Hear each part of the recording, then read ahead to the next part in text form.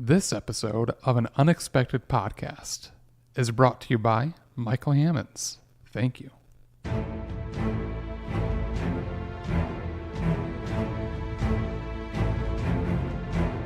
Hello, friends, and welcome to An Unexpected Podcast. I'm Ez. And I'm Lane. And we're talking Tolkien. We're coming to you from the Shire of America, the beautiful state of Ohio, in a little village called Amanda.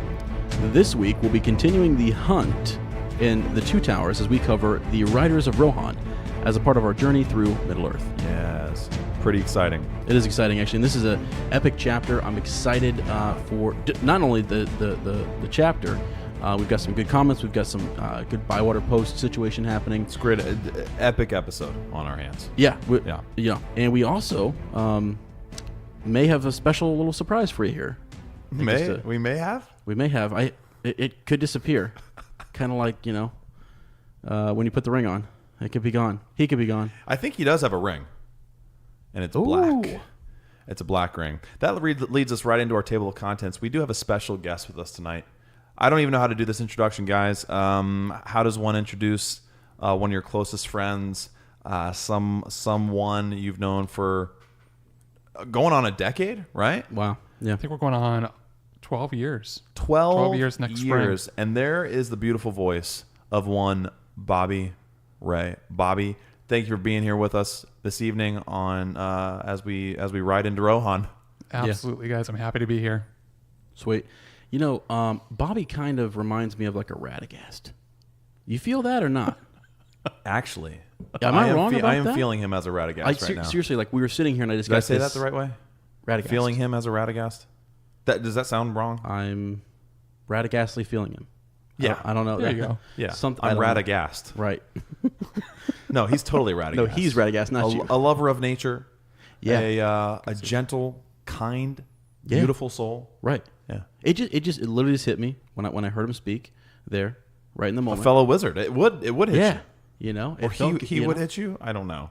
Well, I don't think we would do that. You guys wouldn't fight. We're friends, okay? Right. Anyways, no, I'm excited to have Bobby here, honestly. Me too, man.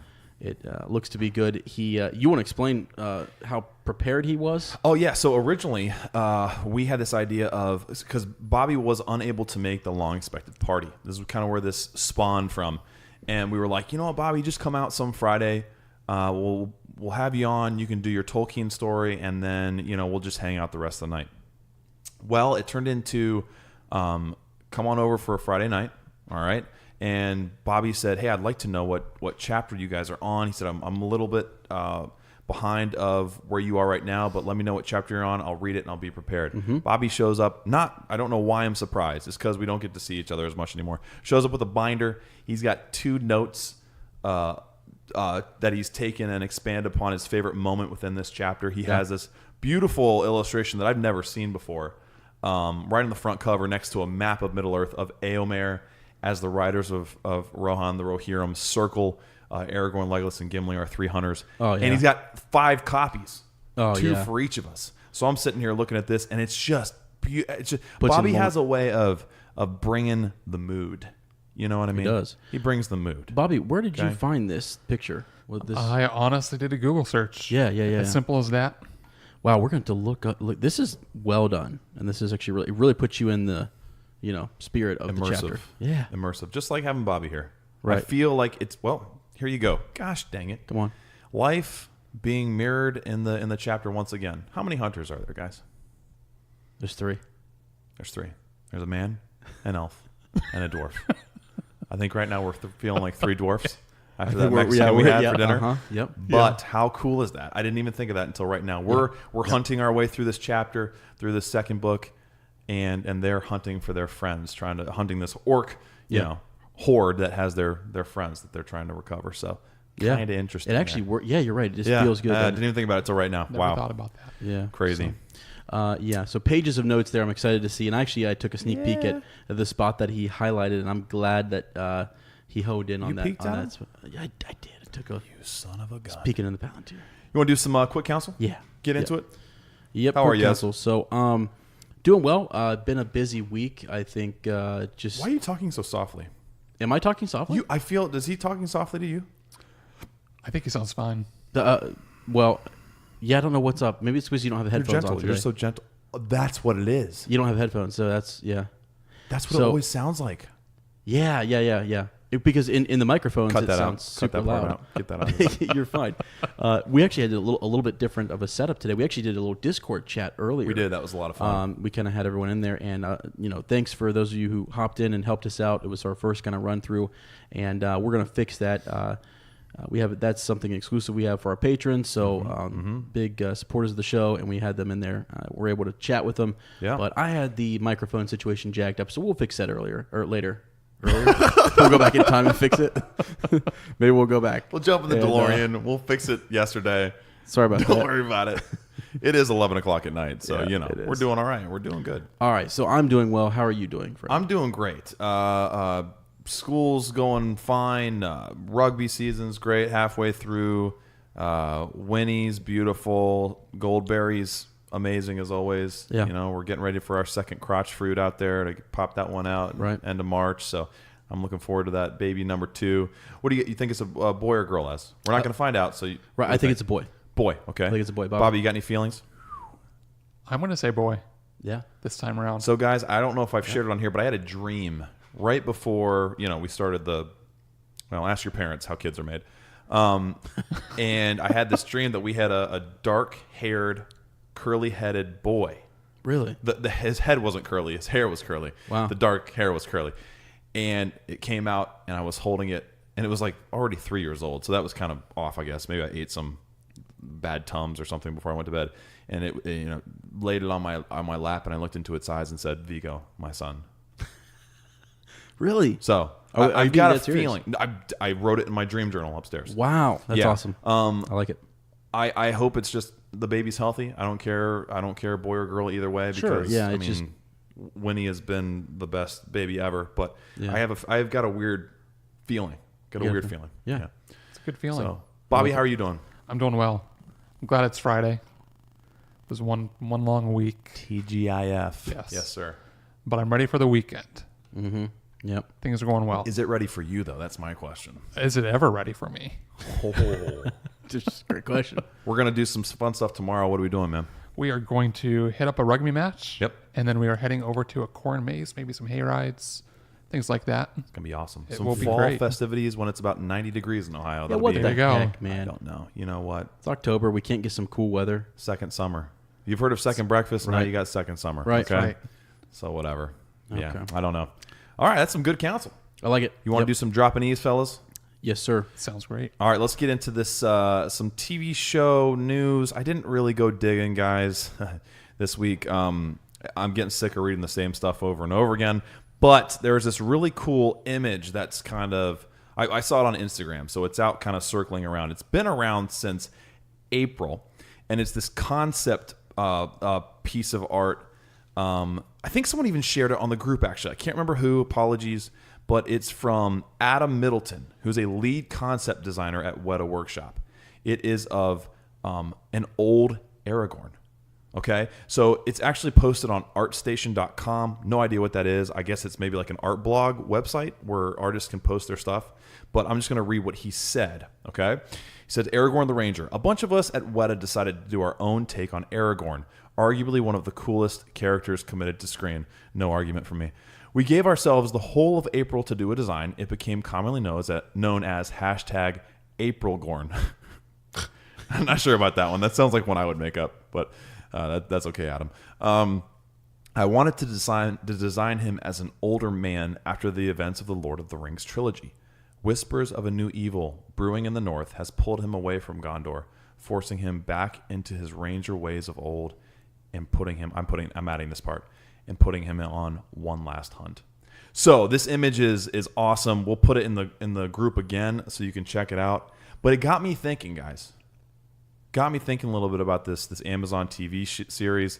The show is rumored to be about Aragorn's young life, right? Mm-hmm. Yeah. Him as a younger man before the events that happen in the Lord of the Rings. But it got me thinking, like, could we see an Aragorn of the future? Wow. Could we see an Aragorn of... You don't think they'd do that, do you? Well, here's what I'm thinking. I'm thinking it would be an awesome... Flashback? It would be an awesome way to tell a story. Yeah. A great narrative device. And it's a way you could. I mean, would he do it? I don't know. I would probably say err on the side of no, because he's just such an artist, and it would be kind of maybe taking some liberties. I don't know. It would be a way to work Viggo Mortensen back into the into the fabric, and see him reprise his role as Aragorn, as an older Aragorn, right? And he could be kind of recounting some of these stories. There's a way you could do it that wouldn't be cheesy, but man, oh man, maybe he's out on this hunt. And he sees things that trigger his memories that just gets us right back into the story. Maybe we don't see old as Aragorn king? for like two Maybe or three. As king? Yeah, that's what I'm saying. Okay. Yeah, like it's after the events of the War of the Ring and all this stuff. And it's like almost he wouldn't have to be in every episode.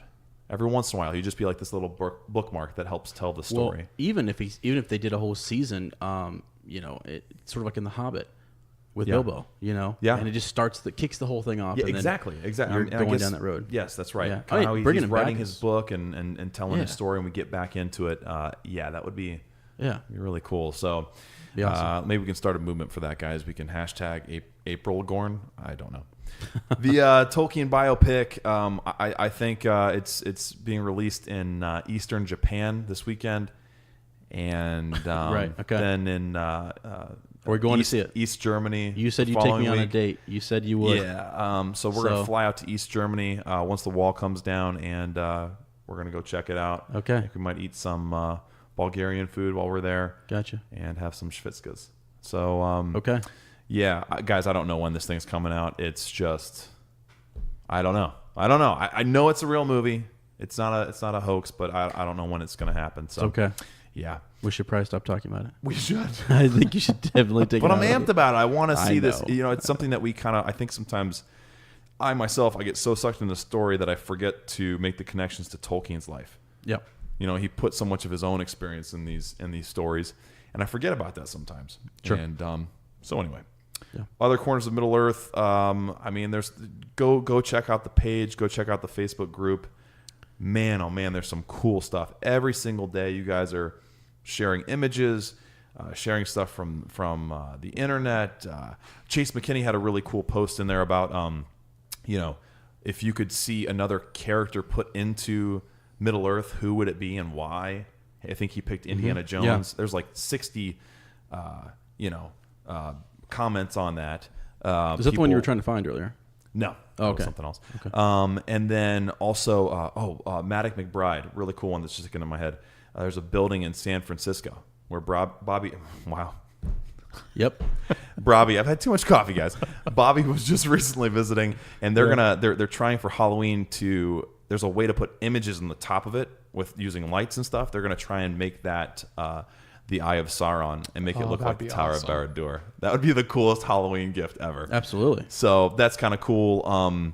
We did have a poll.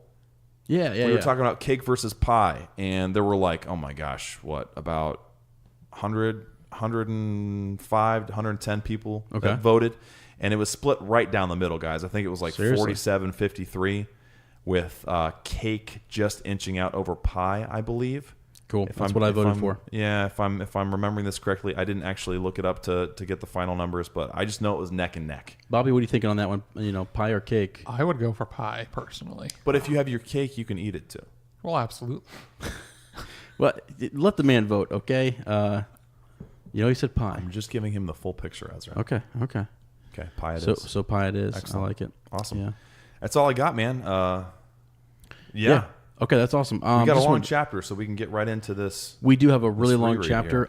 Just a quick shout out to all the new members in the group. We've honestly had I think we're either at 400 or up over 400 members. Yeah. So super excited there. If you're listening and you haven't joined yet, today's your day. Time to hop in there and get involved. So that's right. We'd love to have you in there as an upper. So, okay, yeah. Let's do it, man. This is Bobby. Are you ready? You excited? I am excited to be here, guys. Okay. All right. We're excited to have you, brother. Yeah.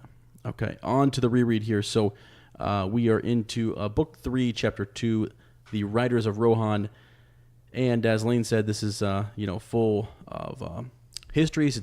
We introduce a whole new kind of like culture, which is fantastic. Yeah. So in the previous week, though, we had covered the departure of Boromir. And we had an awesome lament that was sent in to us, Rayla. Thank you again for that. That was wonderful. And that was a neat chapter. We had a lot going on in that chapter. We were up on Almond Hen, kind of looking around, checking out visions. We were excited. We were pumped. We were jacked. Even though it's kind of a sad, chapter for us, it's emotional. But the hunt is on. Yeah.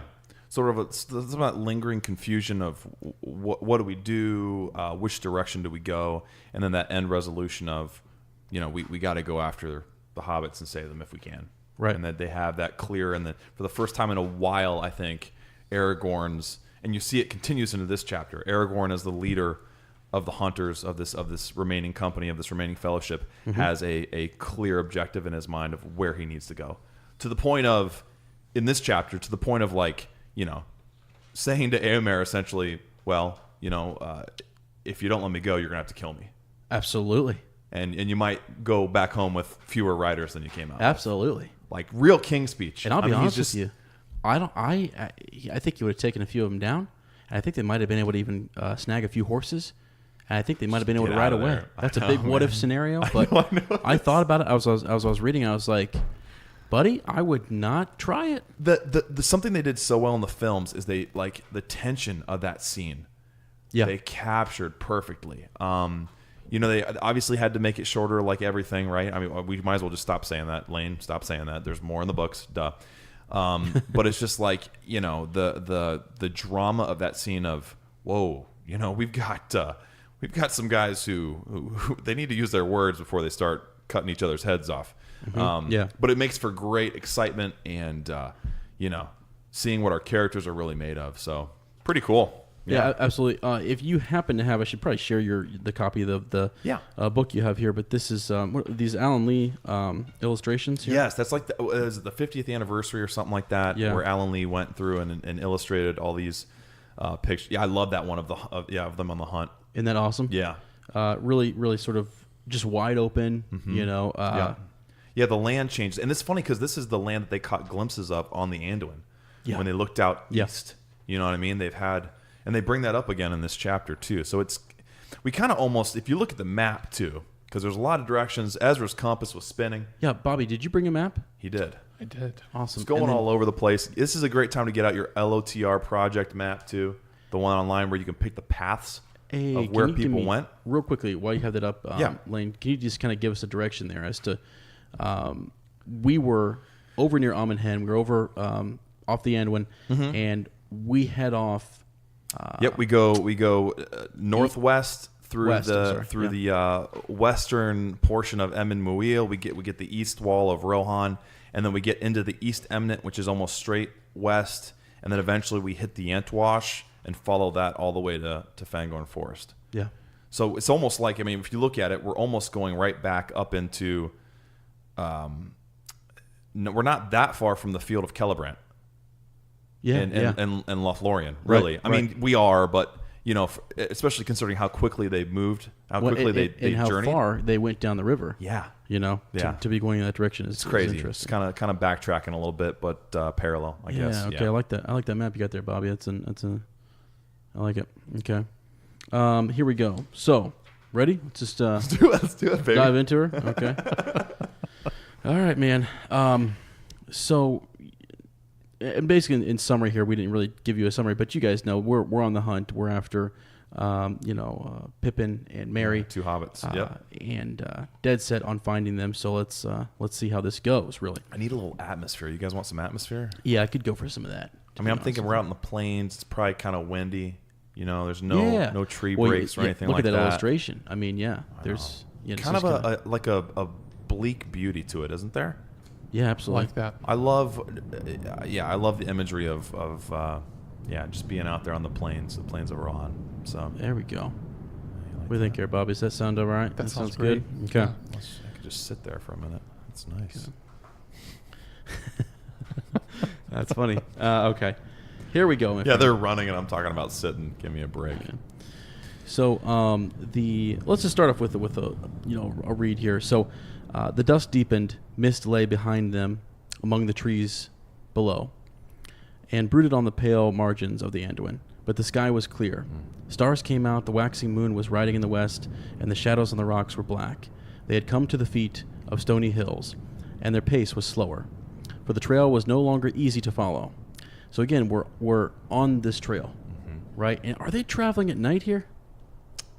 Is that what so dusk had deepened, so they're into the night, right? They head out as soon as, they're done with the seeing Boromir off, and it's that took them into the evening. Right. Yeah. So as you said in the Emmanuel, that's where they're at, right? They're here in the Highlands. I had forgotten that the Emmanuel, like a moron, it doesn't just stop at the Anduin River. It continues on west, and so they're still making their way through that passage. I always think Emmanuel, that's east only, but it does cross the river, and it's to the west of the river as well. So they're making through kind of more difficult terrain. And that trail, obviously, it's rockier, it's hillier. It's the trail is harder for them to follow and discern, even for Aragorn being a ranger. Gotcha. So I love the description too. All night the three companions scrambled in this bony land, climbing to the crest of the first and tallest ridge, and down again into the darkness of a deep winding valley on the other side. So there they take a little bit of rest in the cool of the dawn. And wait there until the light of day, and then Aragorn's kind of confused again, right? This orc trail vanishes, and they have to have a moment and try and figure out, okay, where do we think they went? Right. Let me just get the old. There we go. Too windy. It's a little too windy right there, Bobby. Don't blow away, baby. Boy, oh boy. Don't blow away. Sound like old Aragorn was over there hollering. I couldn't hear him. I didn't know where he was at. Okay. So and I was just, again, pulling up the map here because I really do need this. But the Emmanuel, as you said, it's actually mostly on the eastern side. But it tails off a little bit, Right, so they're coming out of that. Gotcha. Because at some point, he's going to, as we're, you said we're headed northwest, we come across either a high point or not necessarily a high point, but they can see into Gondor. Yeah, that's right. Is that where, that's right. and just looking at the map here, is it like he can see the land, like almost between the mountain range there, or what? I mean, how does he see into Gondor? We'll get there, but he starts to see the White Mountains, which is one of the borders of Gondor. Yeah. Right at the end of the White Mountain chain. Well, when it kind of that's what he's talking curves about, down is where Minas Tirith is as well. Yeah, I think he sees the boundary. Gotcha. Kind of a deal. Yeah, that's coming up. Yep, Okay. We'll get there. Absolutely. All right. So Legolas asks, which way did they turn? We believe that they're heading north on like a straight road to Isengard, near Fangorn. Yeah, they're trying to figure. Are they going that direction, or are they going southward towards the Entwash? And so pretty much they say they're going to take the easiest path. Yeah, that's how they're gonna go. So talking about searching northwards. Yeah. Right. Now they do come across very quickly. Legolas is surprised because I think he believes they've caught up with the enemy in some regard, right? But it ends up actually being, he says, we have already overtaken some of those that we are hunting. He said, look, he pointed, and they saw that what they had first taken to be boulders lying at the foot of the slopes were huddled bodies. Yeah. So this happens fairly quickly, and it's in the movie we see it happening. We actually get to see what takes place. Which is interesting. That perspective. I love this because they're also trying to piece together what exactly happened. They're like, was this the Rohirrim that were picking these orcs off, or what exactly was going on here? They're like, it's a little too far away for them to be the ones. Minas Tirith is still really far off, so it's not it's not Gondorians. And this is where they kind of discern that they're different types of orcs. Yeah. Oh, right? yeah, exactly. That these were northern orcs from far away. Among the slain are none of the great orcs with the strange badges. There was a quarrel, I guess, and this is Aragorn. Kind of his discernment is coming through here again. It is no uncommon thing with these foul folk. Maybe there was some dispute about the road, and Gimli says, or about the captives. Let us hope that they too did not meet their end here. Right. So I love this too because we're learning a lot about the orc culture from Aragorn. Yeah. Because he's a ranger. Right. He's a ranger. He's fought them, his whole life, and even when he was riding with Rohan and with Gondor in his younger days, like he knows the orc well. There's a reason it's like they're comparing this to a hunt. They're his prey. Like a good hunter knows how deer behave. They know how their prey operate, almost like they know that the hierarchy of the way their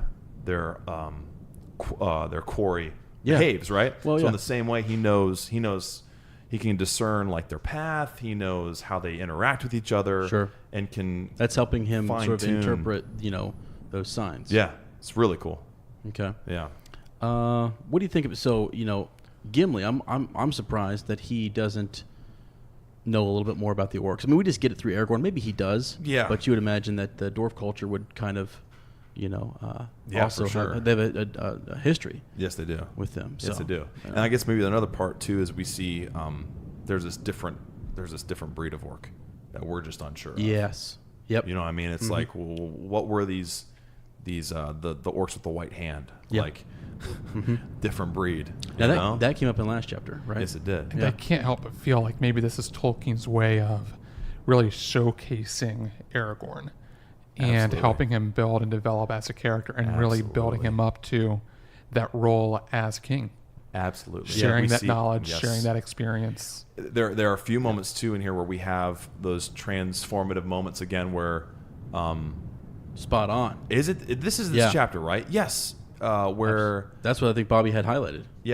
where they see Aragorn in a new light and they're almost kind of taken aback. And we've seen this throughout this story so far, right? And it's happening more and more. Yeah, it happens more and more. And, we had the situation with the crown, at Weathertop behind him, right? Yes, that's right. That's right. And things. So, Bobby, I think you're right, actually. Like, why not Gimli? Why not Legolas? Well, because we have our leader kind of emerging here. Yeah. And actually very Climbing quickly. to kingship. Right. It's just these moments that just give you goosebumps. Yeah, they do. Absolutely. Oh, my gosh. Yeah. The one that Bobby's going to talk about here in a bit definitely gave me goosebumps. Yeah. So we'll get there in just a moment. But And so much happens in this chapter. It Yeah. is so cool. There's Right. so much going on. Right. Yeah. But they do actually, so as Aragorn's looking there and they sort of figure out what is happening with this fight, they pick up the tracks. Yes. He's able to find those, and he says, at last, here are the tracks that we seek up the water channel. This is the way that the orcs went after their debate. And swiftly now they, pursued and turned and followed the new path. And they're getting some help from the sun too. The sun's coming up. They're able to see a little bit more. Right. Yep. Day is starting to break. Oh my gosh. And I just love his descriptions here too. At last they reached the crest of a gray hill, and a sudden breeze blew in their hair, which you're hearing right now, right? Yep. And stirred their cloaks, the chill wind of dawn. And you can just, you right. know that feeling, right? You're right. You can, You're right. You can feel that. Let's read that again. The chill wind of dawn. It's what we're longing for right now with this Indian summer. Yeah, absolutely. I would love to know that feeling again. But I know what it feels like, and I yeah. think like right now you're right. Like we are wanting that feeling. So yeah, that's cool. I do have this next part. You care if I read this next Yeah, go for paragraph? it. Yep. Because this is building into his vision of Gondor. So turning back, they saw across the river the far hills kindled. Day leaped into the sky. The red rim of the sun rose over the shoulders of the dark land. Oh, wow. Okay, I didn't even catch them. Before them in the west, the world lay still, formless and gray. But even as they looked, the shadows of night melted, the colors of the waking earth returned. Green flowed over the wide meads of Rohan, the white mists shimmered in the water veils, and far off to the left, 30 leagues or more, blue and purple stood the white mountains, rising into peaks of jet tipped with glimmering snows, flushed with the rose of morning.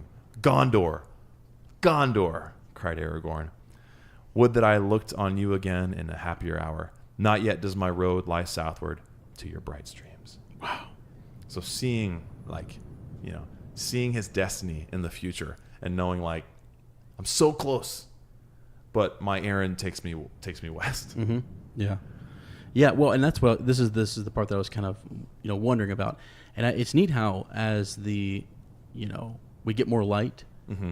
it emerges, and you can kind of see it, and then you recognize what it is, and so it's a nice dramatic slow kind of reveal. Absolutely, yeah. which is good for Aragorn, and I actually think, and he talks about it later on. his decisions, he'll mention this, haven't been going the right way, and I think he thinks he's failing a bit. He's discouraged, unsure what to do, but to see Gondor really does kind of give him a little think about that jolt. I think it would, but it's a glimpse of his future. It's a clarification of his purpose. Yeah. Right. And it being so close too. Yeah. I mean, that's just crazy to think about, because to this point he hasn't seen it. Right. We haven't seen it on this journey. So yeah, pretty cool. So I mean, you gonna sing a song or what? We're gonna sing it. You got that? Lead us in a little tune here. Dude. See, Bobby, here's what happens. I was singing it before. You feeling were carefree. There's no, there's background noise going. You don't have to nail. What was the tune you had there? I'm just gonna try and find it. I feel like Aragorn would just be rocking out right now. Rocking out, okay. I mean, just like hard metal guitar in the background. Okay, cool. Maybe not. Maybe he would be more, his elven, majesty would kind of come out, or the ancient Numenorian would sort of, make him more lyrical and lilty. Yeah, sure. I think Bobby's watching me like with my hand over the dial here to make Gondor, between the mountains and the sea. West wind blew there, the light upon the silver tree fell like bright rain in gardens of the kings of old. Oh, proud walls, white towers, oh, winged crown and thorn of gold? Fudge, throne of gold. Oh, Gondor, Gondor, shall men behold the silver tree, or west wind blow again between the mountains and the sea? I love that. So you leave it in a little an unresolved melody, right? Yeah, I like that. I like that. That's good. It's I like the guys. I feel Gondor, liberated. Gondor, Gondor. Oh, Gondor. That's good. Aragorn, like going to church a little bit. Could you imagine? Legolas and Gimli are like, what just They're happened? just looking over there. And it almost seems like he's doing a jig while he's singing that song too. He might have been. I mean, he's Can you hit it one more time for me? Gondor. Gondor. I don't know, guys. All right. Wow. Oh, It's almost midnight. I'm sorry, Professor Tolkien. You're probably rolling around somewhere. Gondor, yeah. Okay. But just some cool images there too, right? We talk about the silver tree. Okay. Yeah. In the gardens of the kings of old. The West the white Wind. towers. The winged crown. Mm-hmm. You said the West Wind. The West Wind. Oh my gosh, there it is. Right. Yeah. Right. I thought that would, because I just think that they sang about it. Yeah. There it is. Kind of neat. That's right. The West Wind blowing to meet the east. Yeah. Yeah. Really Beautiful. cool. So now let us go. Yeah. Right. Enough said. Enough sung. That's right. Gondor. I'm sweating now, baby. Oh, that's funny. So the ridge upon which the companions stood went down steeply before their feet. Below it, 20 fathoms or more, there was a wide and rugged shelf which ended slowly in the bank of a sheer cliff. Yeah, this is cool. The east wall of Rohan. Yeah. Yeah. So ended the Emynmuil, and the green plains of the Rohirrim stretched away before them to the edge of sight. Yeah, this is cool. And Legolas, this is, look, he cries. There is the eagle again. Yeah. He is very high. He seems to be flying now away from this land back to the north. He is going with great speed. Look. And Legolas is the only one who really can see that. Yep.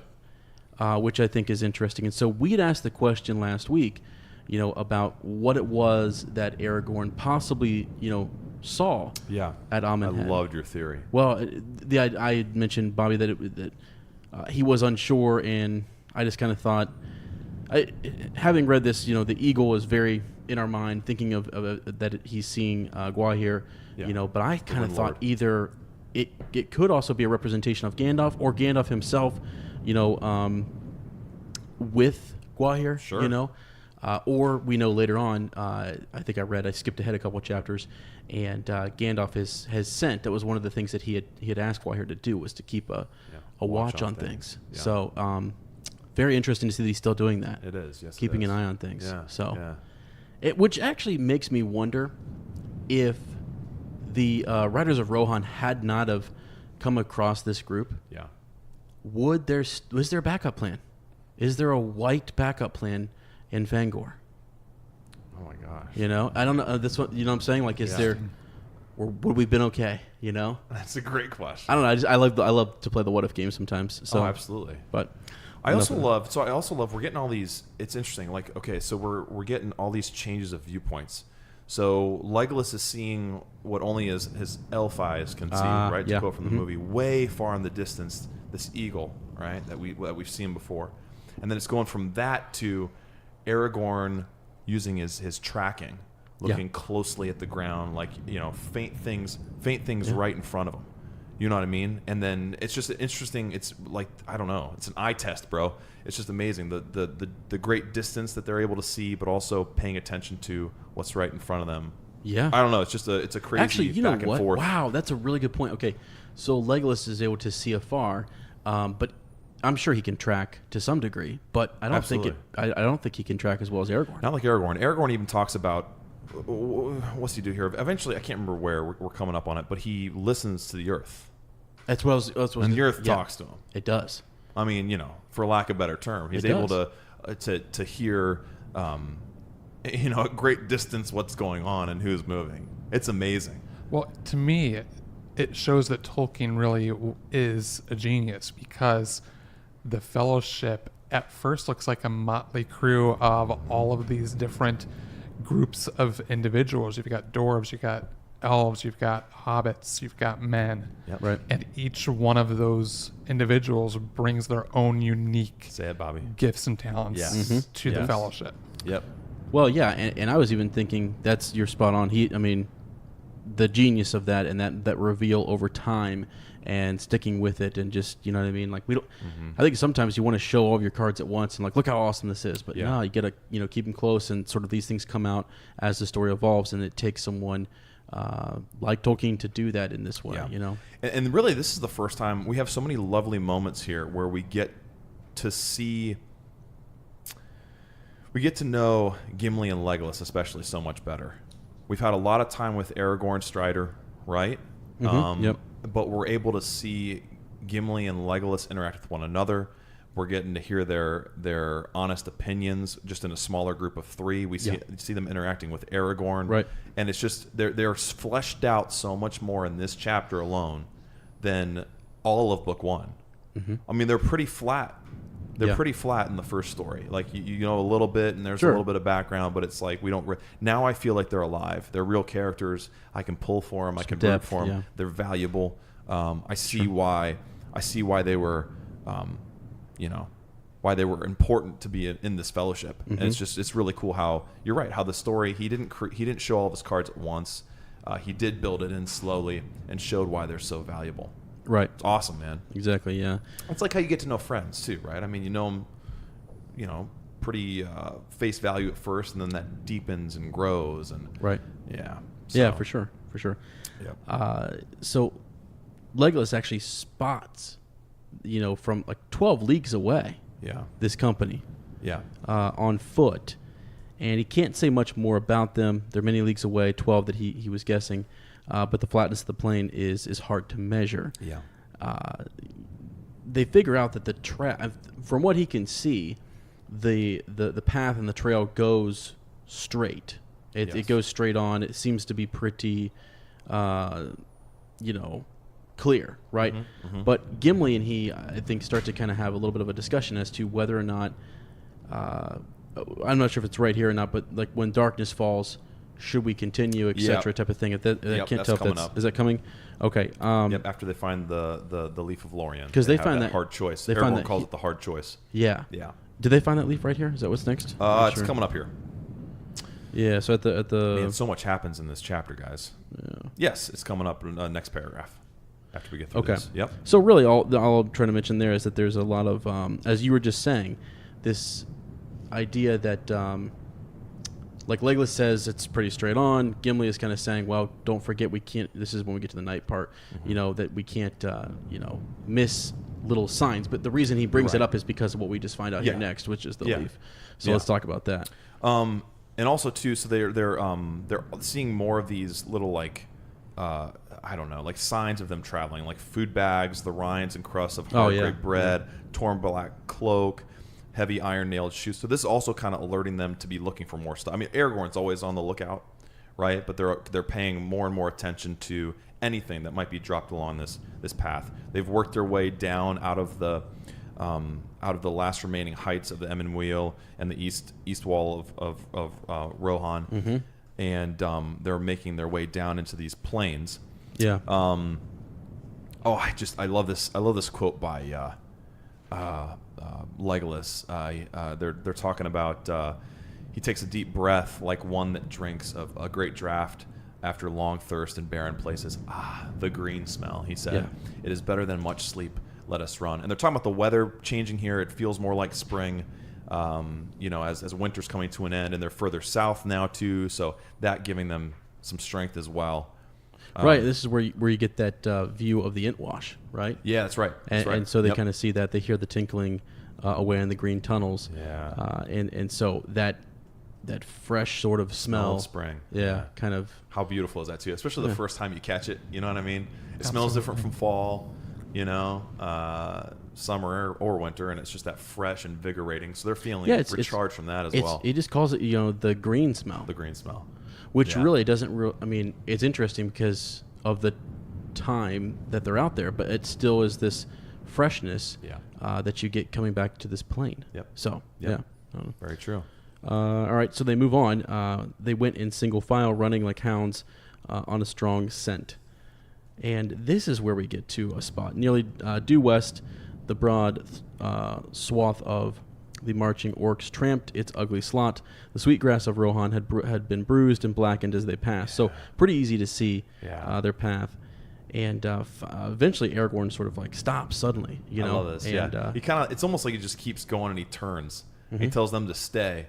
Right. And then not follow him. And he kind of veers off because he senses something, sees something. Right? So he sees these these small marks of small unshod feet, right? So little hobbit footprints going off away from the main trampling. And at the furthest point, Aragorn stooped and picked up something from the grass. Then he ran back. Yes, he said, they are quite plain, a hobbit's footprints. Pippin's, I think. He is smaller than the other. And look at this. He held up a thing that glittered in the sunlight. It looked like the new open leaf of a beech tree, fair and strange in that treeless plain. The brooch of an elven cloak. I always say brooch, right? The brooch of an elven cloak, cried Legolas and Gimli together. Not idly do the leaves of Lorien fall, said Aragorn. This did not drop by chance. It was cast away as a token to any that might follow it. I think Pippin ran away from the trail for that purpose. I think Gimli just says, let's hope he's still alive. He still has his legs. Or at least he did at that point. So that's heartening for us. And then Legolas says, come, let us go. The thought of those merry young folk driven like cattle burns my heart. So it gives them hope to know that, these hobbits, at least at this point, were still around. But to think that they're being pushed along in this, I mean, the pace that these orcs are setting is insane.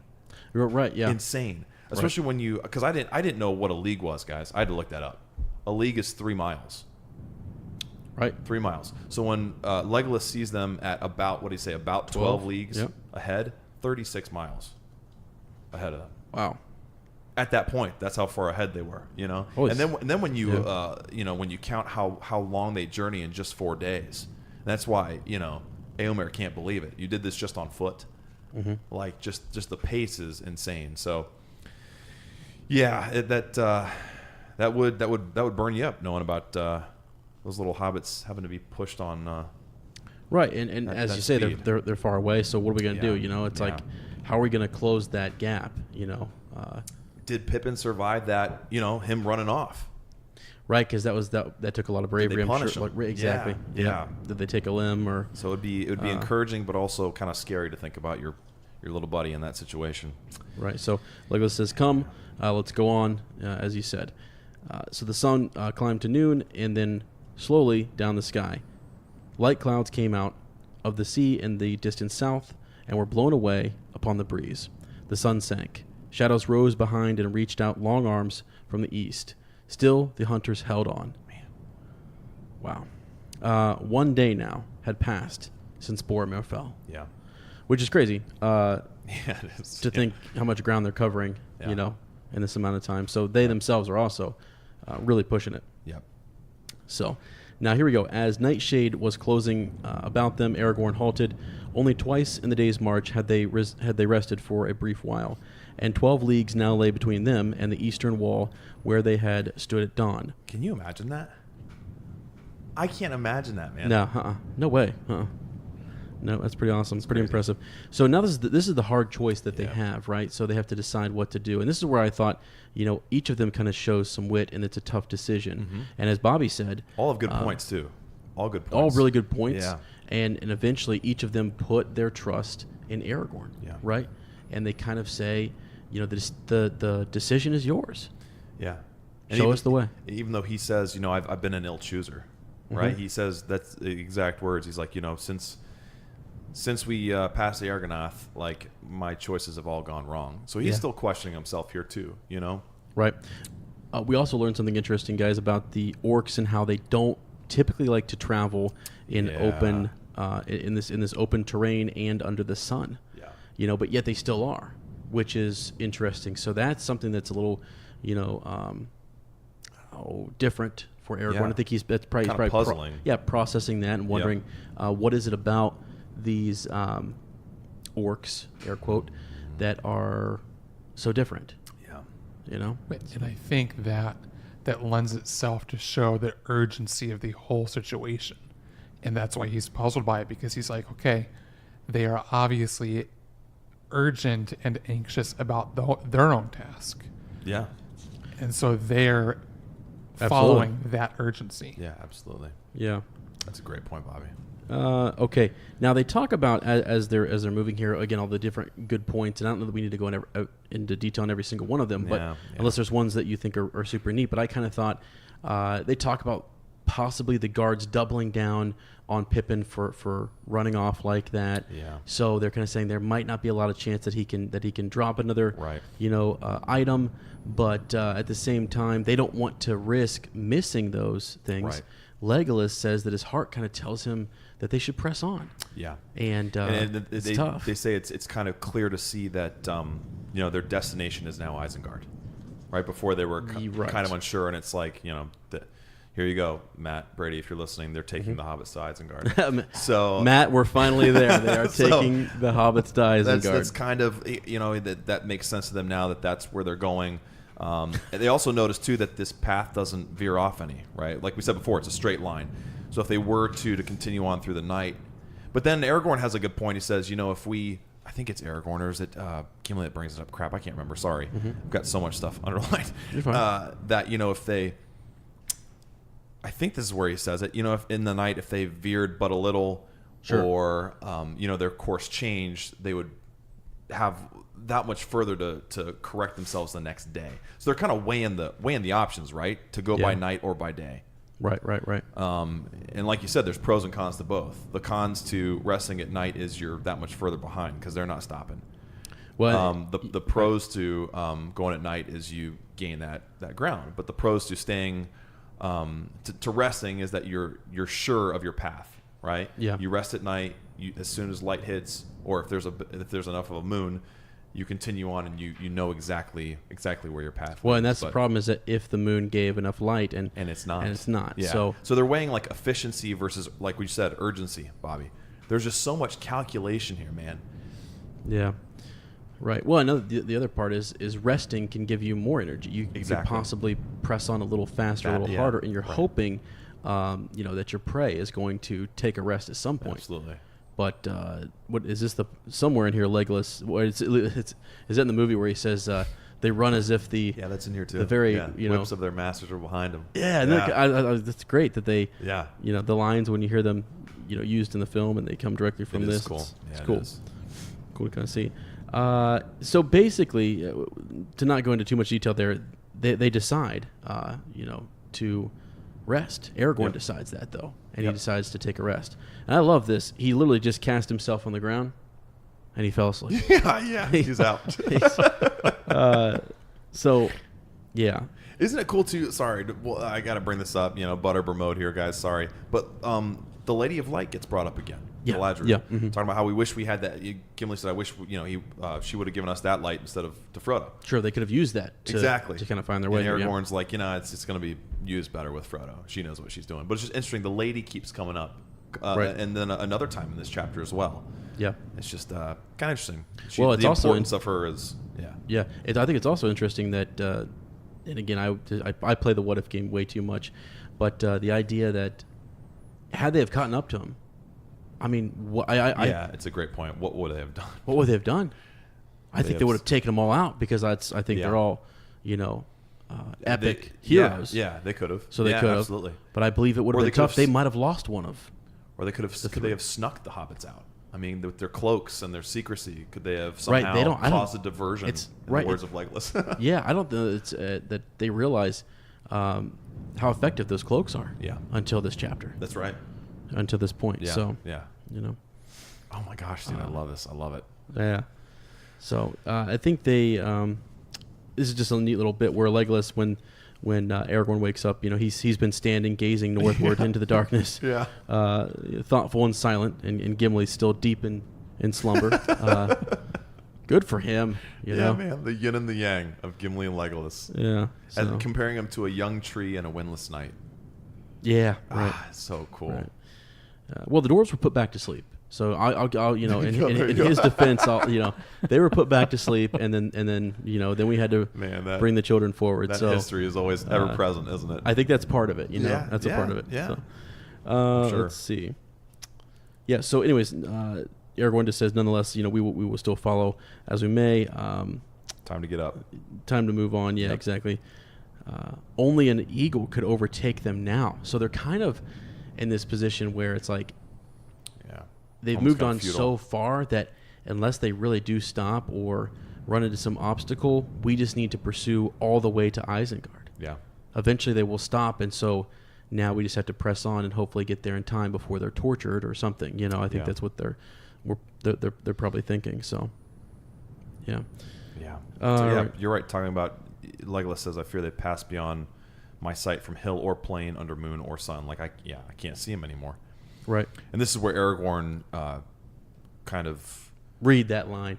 I mean, I love it. Where sight fails. Where sight fails, the earth may bring us rumor. I mean, I would love... He is the ultimate tracker.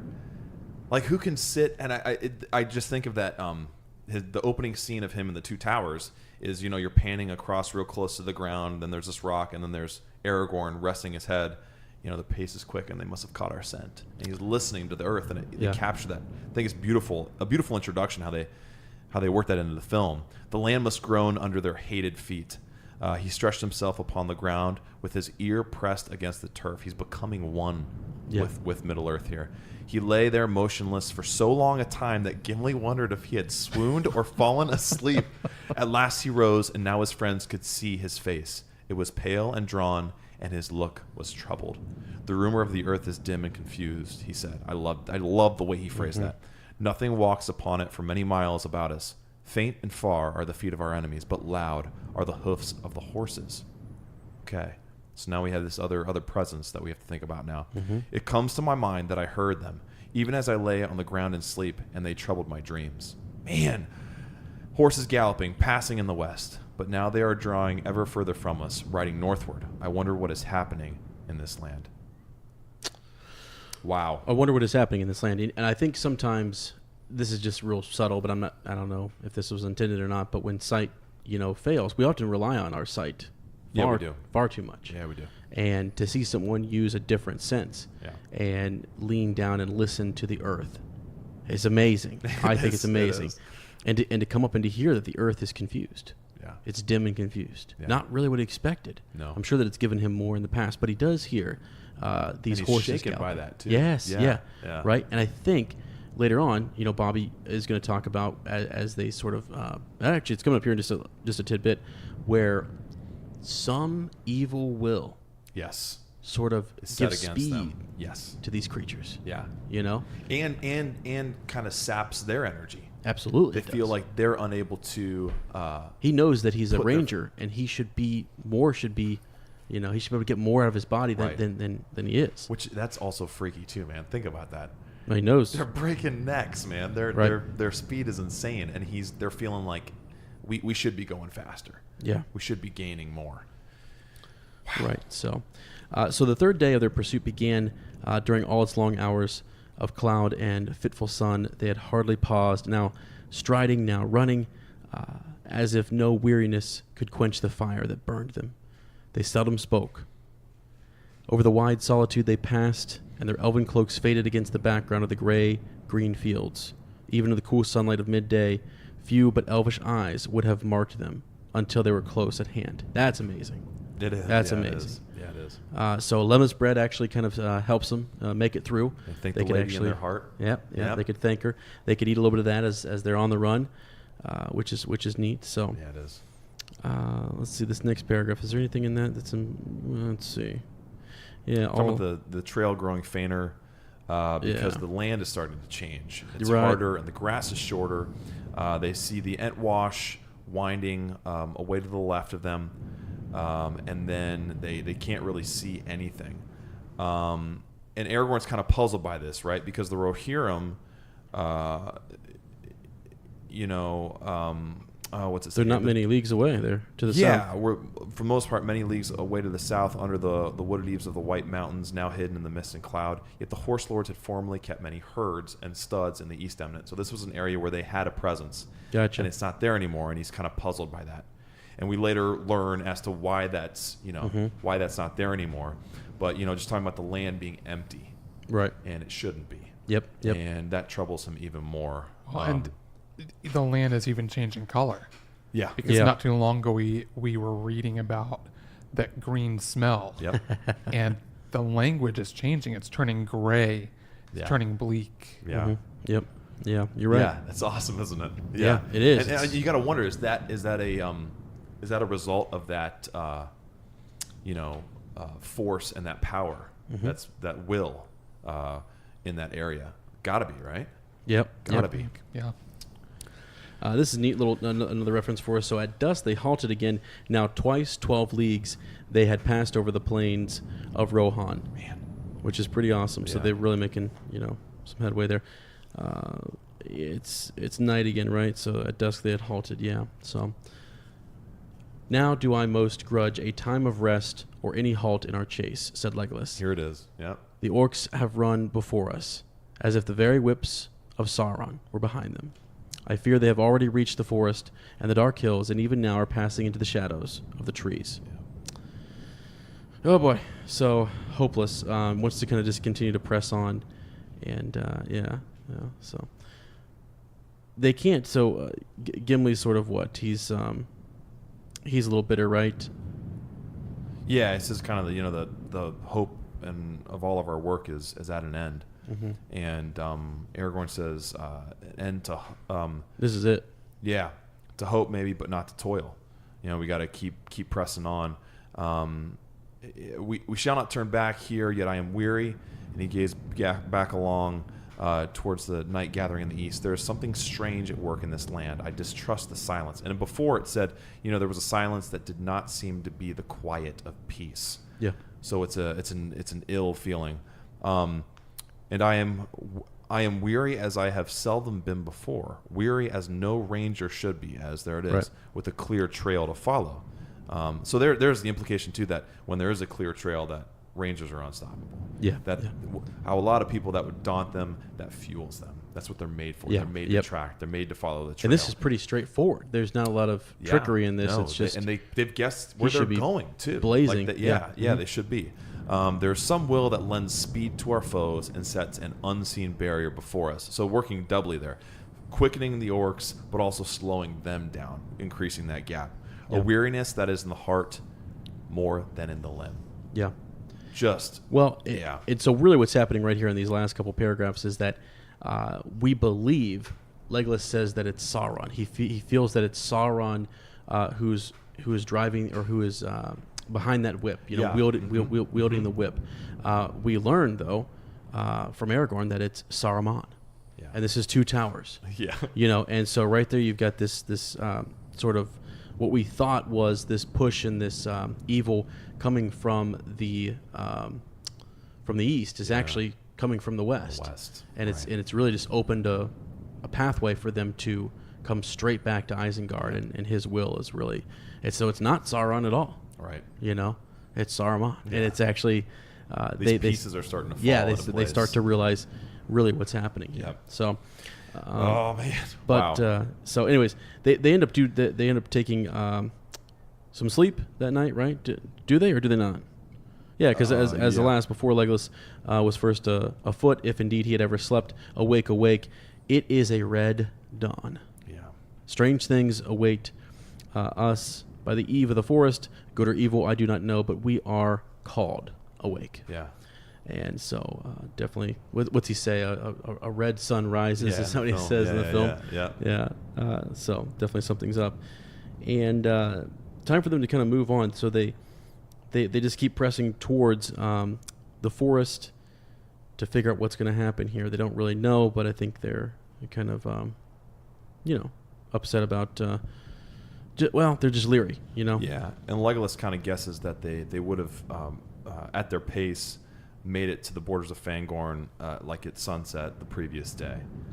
So just the idea that so they've been already there for a while. Yeah, that they're further ahead of them. Yeah. And they're into the forest. Yeah. Okay. The sun was sinking when at last they drew near to the end of the line of downs. For many hours they had marched without rest. They were going slowly now, and Gimli's back was bent. Stone hard are the dwarves in labor or journey, but this endless chase began to tell on him, as all hope failed in his heart. And that's something, right? Because they're hardy folk, and for him to be that bent over and just defeated is something. So only Legolas was still stepping kind of lightly, right? And so he's still kind of moving forward. Even Aragorn's walking. Mm-hmm. Yeah. Yeah. So they're going up onto this green hill, right? Man, this pace is hard to keep up with, isn't it? There's so much. I mean, I love how the book is written, and it parallels exactly what they're going through. Like you read this and you feel tired. Mm-hmm. Yeah, I do actually. You feel beat down. You feel worn down. You're like, where is our hope here? Like, we get jazzed up at the end of the last chapter, thinking, oh, we'll catch up with those orcs, no problem. We've learned that. Or, our experience prior is that orcs are kind of foolish. They're dumb. They slip up. They make mistakes. And here we are, busting our butts. And there's an evil presence that's, fighting against us. And we're unable to catch up to them. Mm-hmm. We're just as frustrated as they are. And just as tired. Like when will we catch our break? Is there any hope? Don't know. Right. Don't know. Well, I think Legolas gives them a little hope here in that, like, every new day... basically every day we wake up, something new, it could come our way, right? How does he say that? He says, nothing can we see to guide us here, said Gimli. Well, now, we must halt again and wear the night away. It is growing cold. The wind is north from the snows, said Aragorn. And ere morning it will be in the east, said Legolas. But rest if you must, yet do not cast all hope away. Tomorrow is unknown. Oft is found at the rising of the sun. What's that say? Read. Okay. Don't know. I'll look that one up. Yeah. 3 suns already have risen on our chase and brought no counsel. I really just, to me, what he's saying is that, like, with the dawning of a new day... Advice or counsel. Is what oh, good. Read is. Yeah. Awesome. Well, there you go. We got that vibe. Just Just didn't know what it meant, actually. Yeah. That's cool. So... so they're going to wake up the next day and see what they can kind of find there, right? So, oh boy, this is long. Crazy, isn't it? Yeah, it's long. Okay. Now, this is where we're getting close. We might as well fast forward here just a little bit because what they see, unless there's anything that you've got underlined that's kind of neat there, they're trying to follow that trail when they wake up the next morning, right? So ahead and eastward, they saw the windy uplands of the wold of Rohan, that they had already glimpsed many days from the great river. So they're seeing more of this terrain. They're in a spot where they can honestly see, like, the Misty Mountains, the edge of Gondor and Rohan. I mean, it's an interesting spot if you look on the Yeah, map it too, is. where Yeah, they're it at is. and how far. I imagine when I go out west here in the States, you know, like just how far you can see, Yeah. right?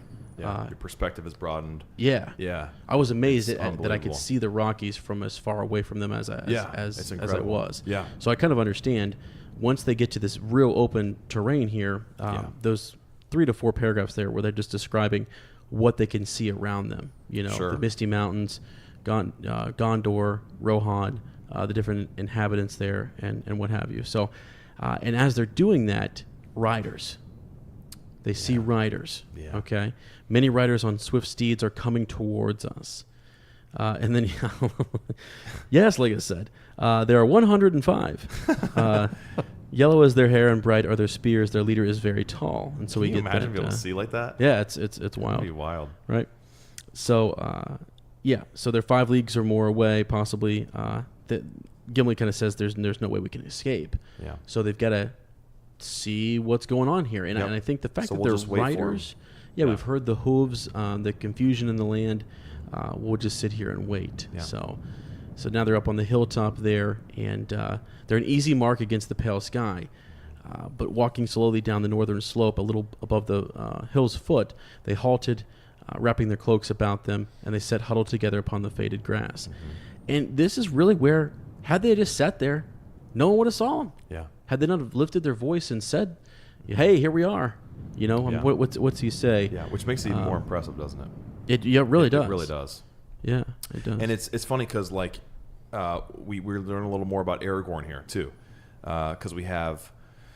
Is it Gimli that asks? Yeah, he's feeling kind of uneasy, right? He's in uncharted He wants territory. to know about these folks. Yeah, doesn't know who these riders are. What do you know of them? He asks Aragorn. I've been among them, answered Aragorn. They are proud and willful, but they are true-hearted, generous in thought and deed, bold but not cruel, wise but unlearned, writing no books but singing many songs, after the manner of the children of men before the dark years. But I do not know what has happened here of late, nor in what mind the Rohirrim may now be between the traitor Saruman and the threat of Sauron. They have long been the friends of the people of Gondor, though they are not akin to them. It was in forgotten years, long ago, that Earl the Young brought them out of the north, and their kinship is rather with the Bardings of Dale and with the Bjornings of the wood, among whom may still be seen many men tall and fair, as are the riders of Rohan. At least they will not love the Yorks. All right, so there's some piece in that, but they're pretty wild. Yeah. Pretty wild people. But as you said, they came from the north, Yeah, right? yeah, So that's, you have a tie-in later, don't you, about that? Because I was thinking the Northern Kingdom and the men of, Andor and sort of like that whole piece. I know there's the connection to Dale there, but I don't know if you have it or not. yeah. but, And there's some cool stuff about. I mean, this just like this. It leads down a rabbit hole because their history is so cool. So you can look into Earl the Young, and look into his history and how he brought the people of Rohan into this area. They were called the. Oh gosh, I'm not going to be able to pronounce this correctly, but the Aothead. Okay. It's really super interesting. I think we could almost like do a whole segment of a future episode just on the history of, or maybe as we continue to get into their culture, as we make our way to Meduseld and the Golden Hall and King Theoden, that we can get more of that. But Aragorn gives us this little tease here, like they're always doing, right? It's Tolkien saying, hey, there's this greater history you're going to learn about. This is where these people came from. This is why we can kind of half trust them and maybe not. What did he say there? He said there's something. So he becomes I'm their sorry. first king.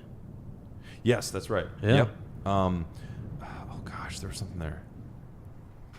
Huh. That's interesting. Okay. Oh crap. Find it?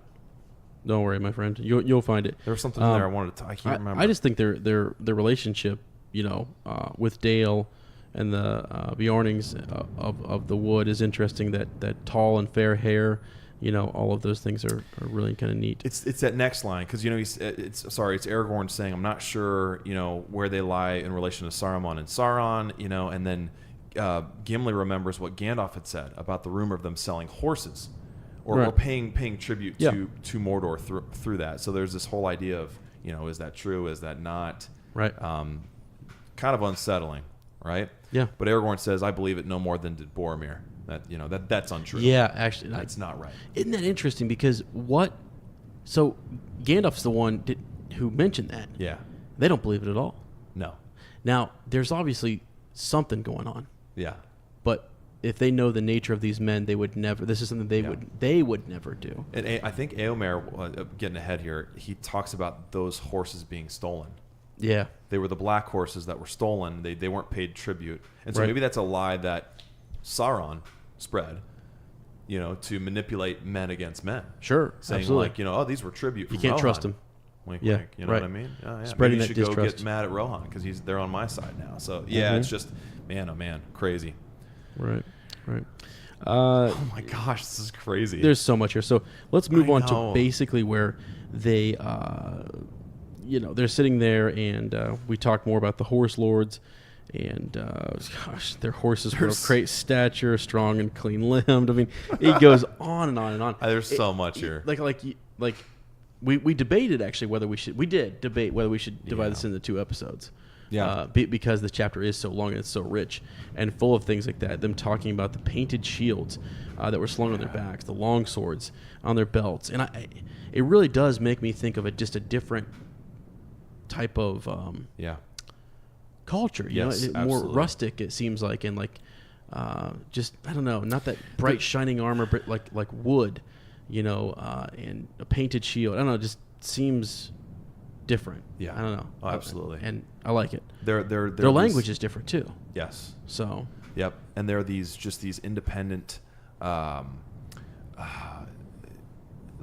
rugged, horse-loving warriors. That didn't sound so good, but I think it sounded great. I think crap. What is it? I think Eothied. I think if I'm remembering, literally translates to like horse people. Okay. So they are. That is and you get that idea from reading before, obviously through, and then seeing the films that at the heart of their culture is the horse. The horse is the most important. They have names, right? We learn later when they're when Éomer's counting how many are lost, it's men and horses.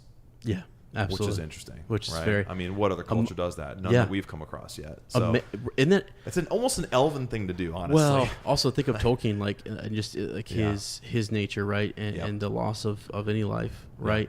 I and the importance of build a pony. Yeah, exactly. Right? I mean, these animals are important, and so I think Rohan is actually seen favorably in this series, and so I kind of feel like I thought just a neat little nugget, right? That this culture kind of cares that much about their horses and their beasts, So, I don't know. Yeah, interesting. We haven't even gotten into the conversation. The conversation is so long. Yeah. So let's just dive into it, because what news from the north? Riders of Rohan, right? That's basically what they have to do to get their attention, and they swing around.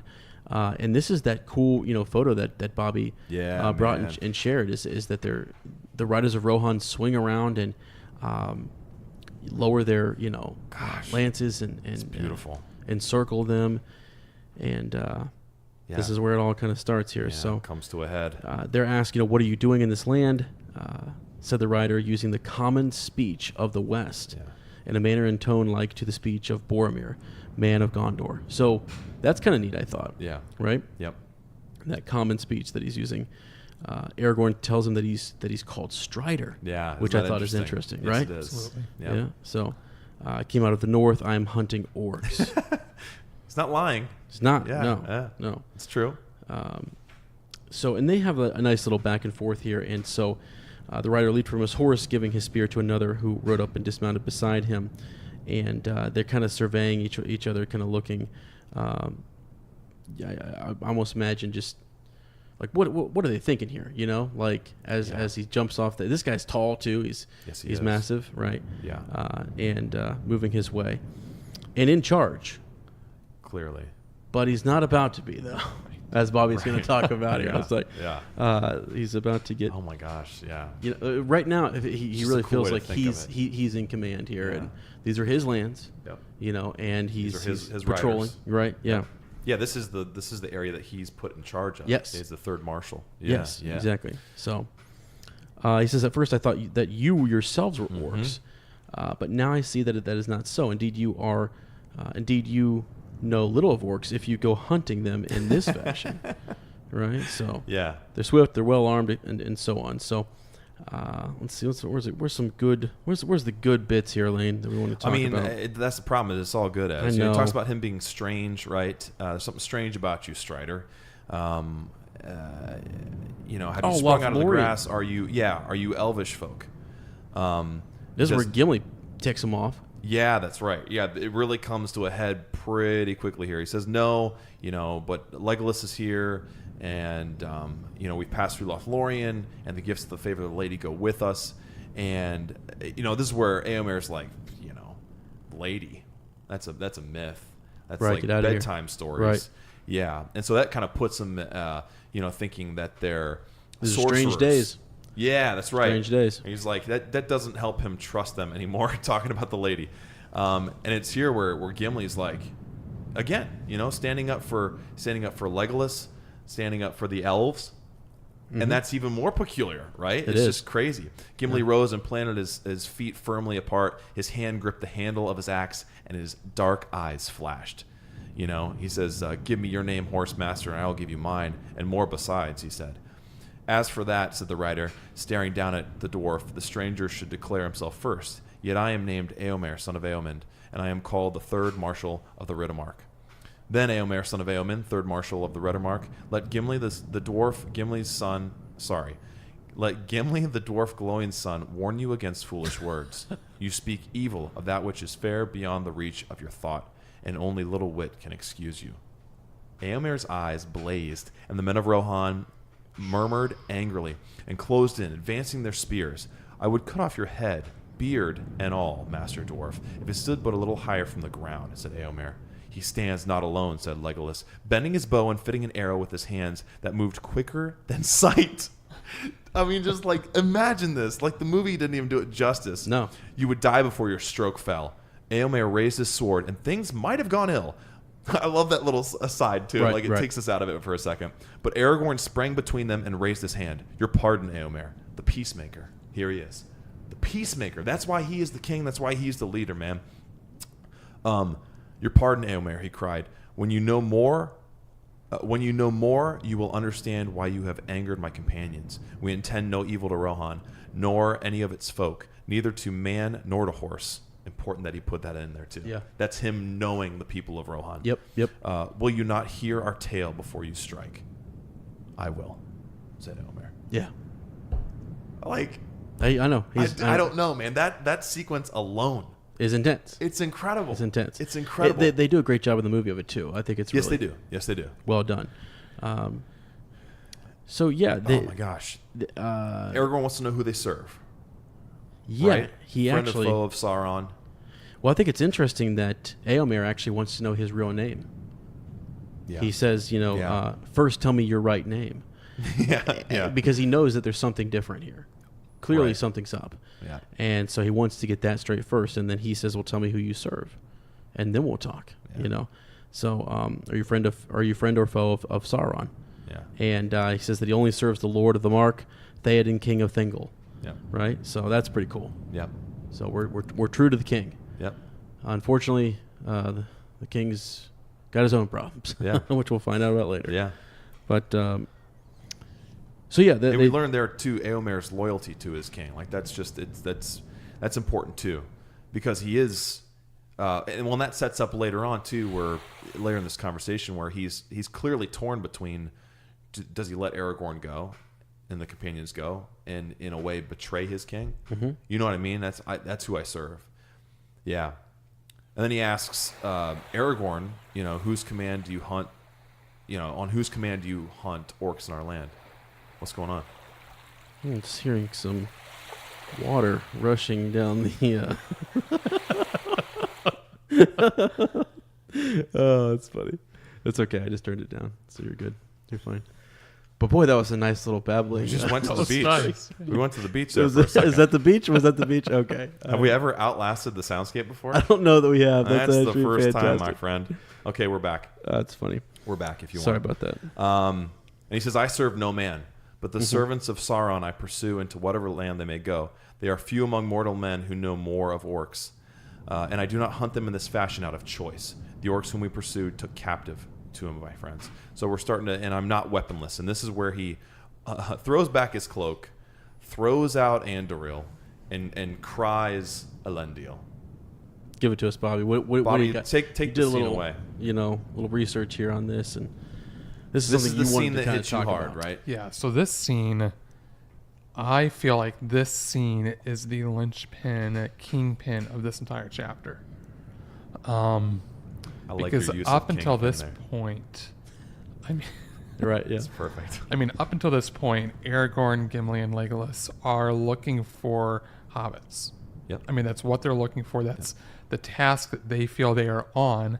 But I'm going to say, at least in my opinion, they're looking for something much more than that. And they may not even know it themselves, but that's what it's building up to, and that's what this moment defines. So I'm just going to elaborate on that for a few minutes, if that's okay with you guys. Yeah, absolutely. They were looking for purpose and for meaning. The task was looking for the hobbits, but they kind of felt like they were losing their purpose. They felt lost without direction. Wearily, they begin their search. With each passing day, they feel wearier, more lost, and more purposeless. And it's this moment, and I'm just going to read directly from the book for just a moment here. Yeah. When he opens his cloak and makes this powerful proclamation of who he is. He says, I am Aragorn, son of Arathorn, and am called Eleazar, the Elfstone, Dunedain, the heir of Isildur, Elendil, son of Gondor. Here is the sword that was broken and is forged again. Will you aid me or thwart me? Choose swiftly. And I want to do a little side note here. I find it interesting that sword and broken are both capitalized. You don't capitalize something unless it is a title.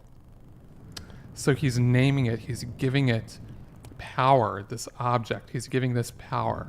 Yeah. And I want to say the reason I say this is the turning point of the chapter is because everything that happens previously in the chapter leads to this moment, and everything after it leads from this moment. Yeah. When a person physically gives name to something, gives title to it, owns it, they in essence give it power. In this moment, Aragorn owns who he is, and in my opinion, gives purpose to himself, to Legolas, and Gimli. And they are shocked to see him in this moment as we read in the sentences that follow.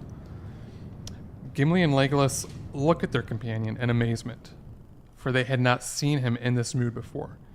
He seemed to have grown in stature, while Éomer had shrunk. And in his living face they caught a brief vision of the power and majesty of the kings of stone. For a moment it seemed to the eyes of Legolas that a white flame flickered on the brows of Aragorn like a shining crown. And isn't it interesting, too, that it's Legolas's eyes? Right. Right? These keen elf eyes that we've seen are ultra perceptive, that he's the one that sees that flicker. Right. Absolutely. And again, in this singular moment, it is what reinvigorates Aragorn, Legolas, and Gimli. Because not too far ago, we were just reading how even Aragorn was walking. His head was stooped down. He was tired. Gimli was tired. Even Legolas was getting to that point of being weary. In this moment, it is electrifying, charging. It recognizes to those three to continue their quest onward with renewed vigor, renewed singleness of mind and purpose. And I'm going to say that the scope of this now becomes much larger. Like, yes, they are looking for the hobbits. But what I'm going to say is, in this moment, they realize that all of Middle-earth depends on the unity of the Fellowship and its quest. Yes, the Fellowship has physically and literally been separated, but their purpose and quest remains the same. Remains united even if miles and distance separate them.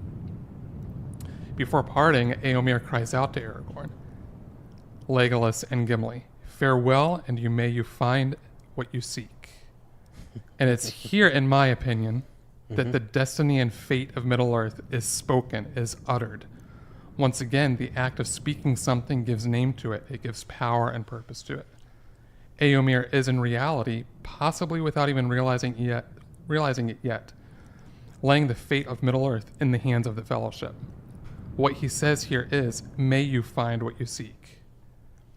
For Aragorn, Legolas, and Gimli, at first glance, that is Merry and Pippin.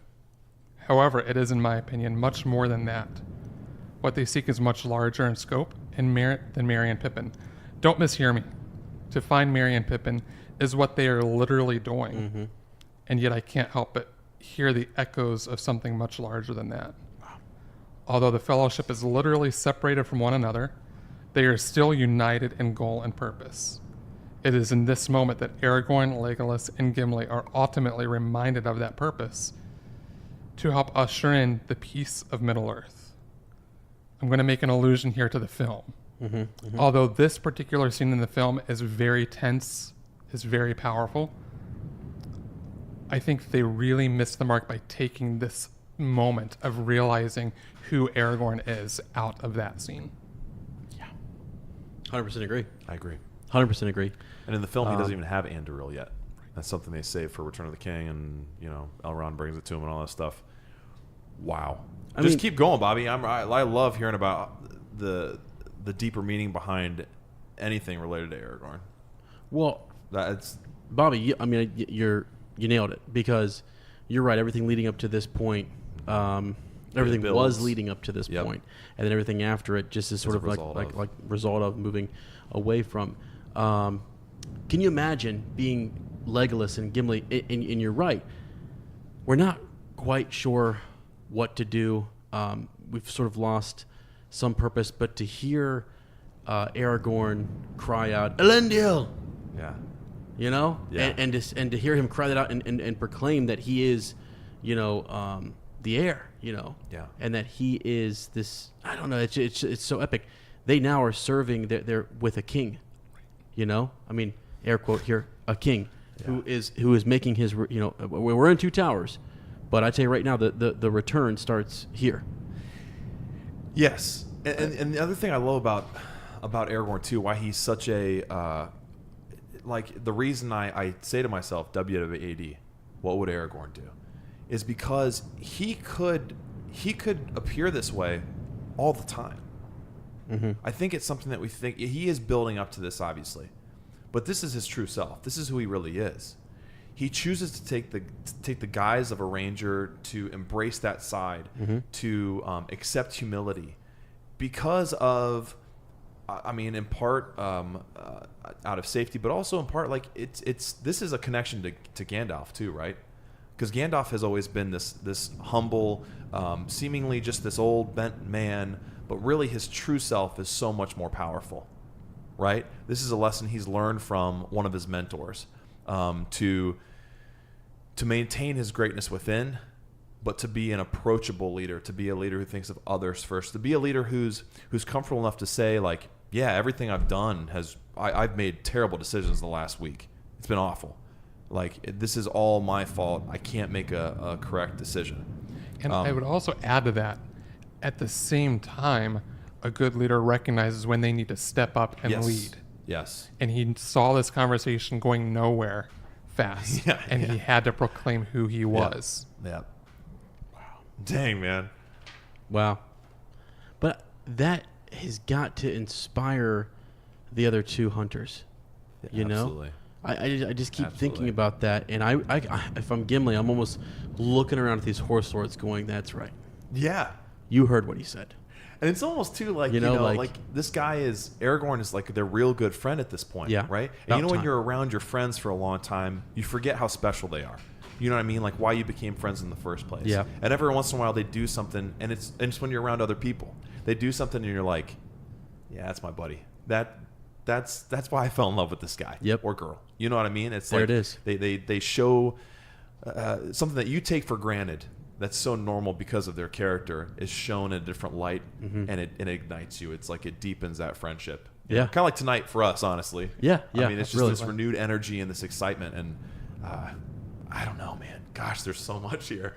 I know. Oh, my gosh. It's exciting to kind of be in this moment for a second and just to let it kind of, because the awe on Aramir's face is just amazing, right? Yeah. So he's in awe and struck by this man. He said that legends are springing out of the grass. Yeah. You know, they're just people. You know, this is crazy. Yeah.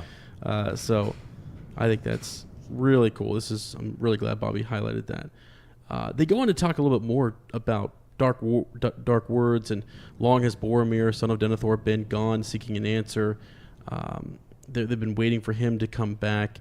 You know, what doom do you bring out of the north?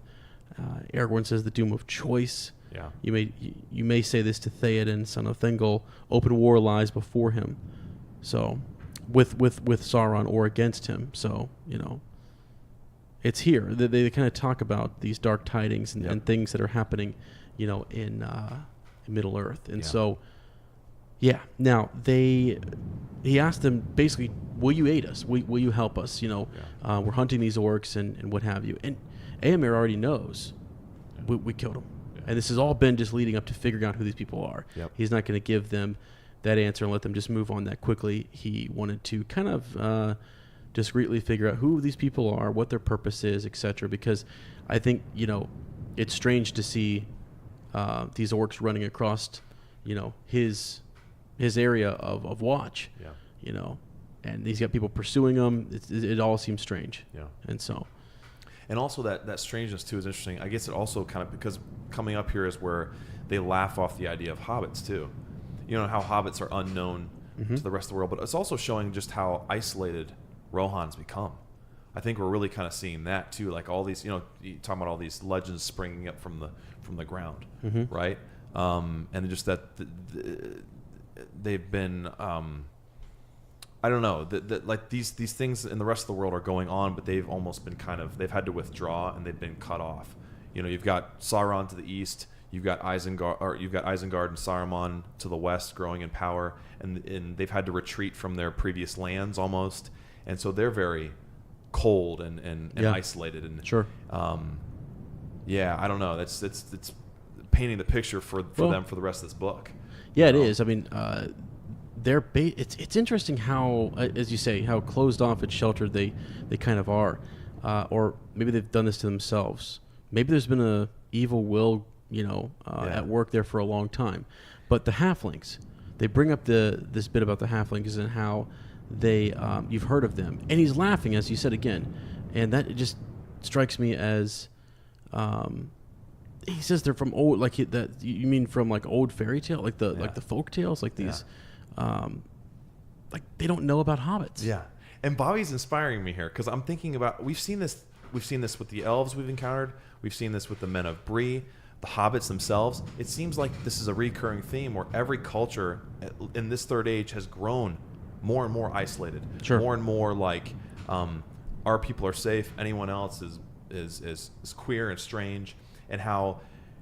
One of the overarching themes of the quest too is to bring people back together, to bring the children back together, to reform old alliances, right? Yeah. And you see this again and again, and it's almost like it's the fellowship's thread that they're weaving all these different groups back together. That's another one of their great purposes. Right. I mean, it's just. It is. That's an unexpected side effect. I think you set out for this quest. You're not thinking that that's going to be a result, and that's something that's happening. We're seeing it before our very eyes. You know, we've seen an elf and a dwarf bridge a cultural disconnect that's been there for a long, long time. You know what? By the end of this book, we see a reunification of two groups of men. Yep. And even into the Return of the King. Right. That continues, and it's just. It's amazing, and it shows. I think that's the overall message too. Is that you know we need each other. We do. Yep. We do, and in our differences, there's great strength. Yep. When we work together, so I don't know, man. No. I mean, Yeah. let's just dissect every line. Let's just go through it line by line. Line by line. Yeah. Okay. They start to kind of talk about Gandalf, which I think is interesting. Yeah. What's his name?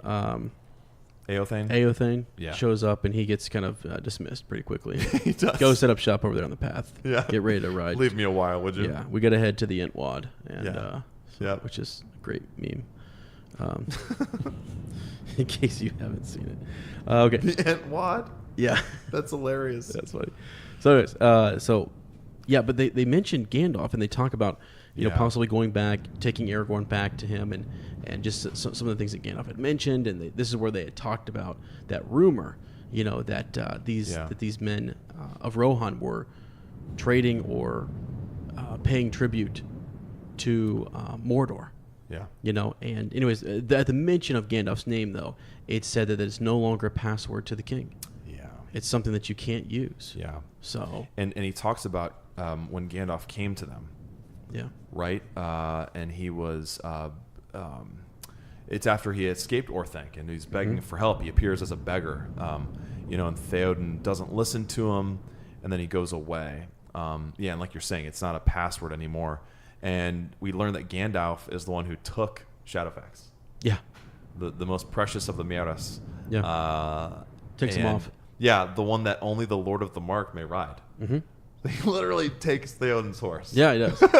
like that's such a Gandalf thing to do. Yeah, he's taking. And it's just funny to get that little detail and how that's that's made it's made Theoden pretty angry. So sure. And I guess understandably so, right? I mean, he's under the influence of another power, but that so that's kind of like you said, the name of Gandalf is not a password anymore. Not a password. Yeah. Well, and so Éomer actually seems to have a lot of sense about him too. But they go on because he's kind of warning him, telling him about these things, and not really being super like at the mention of Gandalf's name and an alliance or a seemingly like some alliance between the two, like super angry or pissed. Yeah. I think he knows what's going on, and so he's trying in his own way, in his own position, to figure these things out. Yeah. So, but he does mention, they talk about Boromir's passing. They talk about a couple of different. What was the other big thing that they talk about? Boromir and Gandalf's passing. Gandalf's passing. Yeah. Thank you. Yep. Both of those There's two. That great quote Aragorn says, "But when the great fall, the less must lead." Yeah. Talking about Gandalf falling and like it's their part now to lead forward. Man. Right. So they go on again, talking more about just filling in the gaps here as to where they've come from. Éomer is basically getting all of this information so that when he goes back to Theoden, he can tell him what all these tidings, and update the king on this news. And I think that's sort of why Aragorn is stopping and having these conversations. It's going on quite a bit, though, and they kind of want to get to their friends here. But and actually coming up here is where Gimli says that about the tribute paid to Sauron. We've been talking about it. I've mentioned it 3 times now. But now, Lord, what would you have me do? I must return in haste to Theoden. I spoke warily before my men. It is true that we are not yet at open war with the Black Land. There are some close to the king's ear that speak craven counsels. But war is coming. We shall not forsake our old alliance with Gondor. And while they fight, we shall aid them. So shall I and all who hold with me. The East Mark is my charge, and the ward of and I am the ward of the third marshal. And I have removed all of our herds and herdfolk, withdrawing them beyond the Entwash, and leaving none there but the guards and swift scouts. So as you mentioned earlier, there's a reason why they're preparing. He knows what he needs to do, and I think almost is one of the things where maybe he's taking some liberties here. Maybe he's not getting orders from the king, but this is his charge, and he's going to prepare. And it's to be the in charge of this eastern region is the most important and the most vulnerable spot, or where they would most likely be attacked. Yeah. So and his father had this same charge before him. So he's inherited from his father who's passed. But it's interesting too. You said that he's taking some liberties there, and we've got to think that it's because of the king's kind of craven counsel he's receiving. So he's so loyal that he even sees that, yeah, I know. He's so loyal that he even sees that his king is getting bad advice. Yep. So he's going to try and make up for it by making some decisions that he thinks if the king wasn't under influence, he would make. Right. Right. Exactly. Paying tribute to Sauron, Yeah. And that Gimli kind of raises the question. So to kind of brush through some of this, basically, it's confirmed that they're not, etc. Yeah. We kind of move on. Their chief concern is with Saruman. He claimed lordship over all this land, and there's been a war between us for many months. And he's building this army as well. With all these he's got wolf riders, he's got evil men, all sorts of stuff, and has closed the gap against us so that we are likely to be beset from both east and west. Man.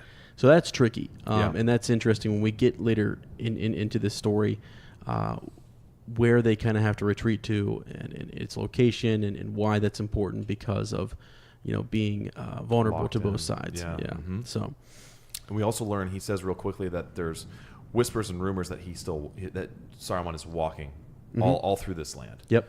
That he what does he say? An old man, hooded and cloaked. Yeah. Very like to Gandalf. So that's also kind of a little concerning going ahead. Like Saruman might be in and out, anywhere, might pop up at any time. Right. Yeah. Speaking of popping up at any time. Sure. I don't know, Ez. I've just been really thinking about, I don't know, maybe starting a podcast? Yeah. What do you think? Well, Lord of the Rings podcast, ideally one set in Middle Earth. That would be okay with me. I got to get the name right.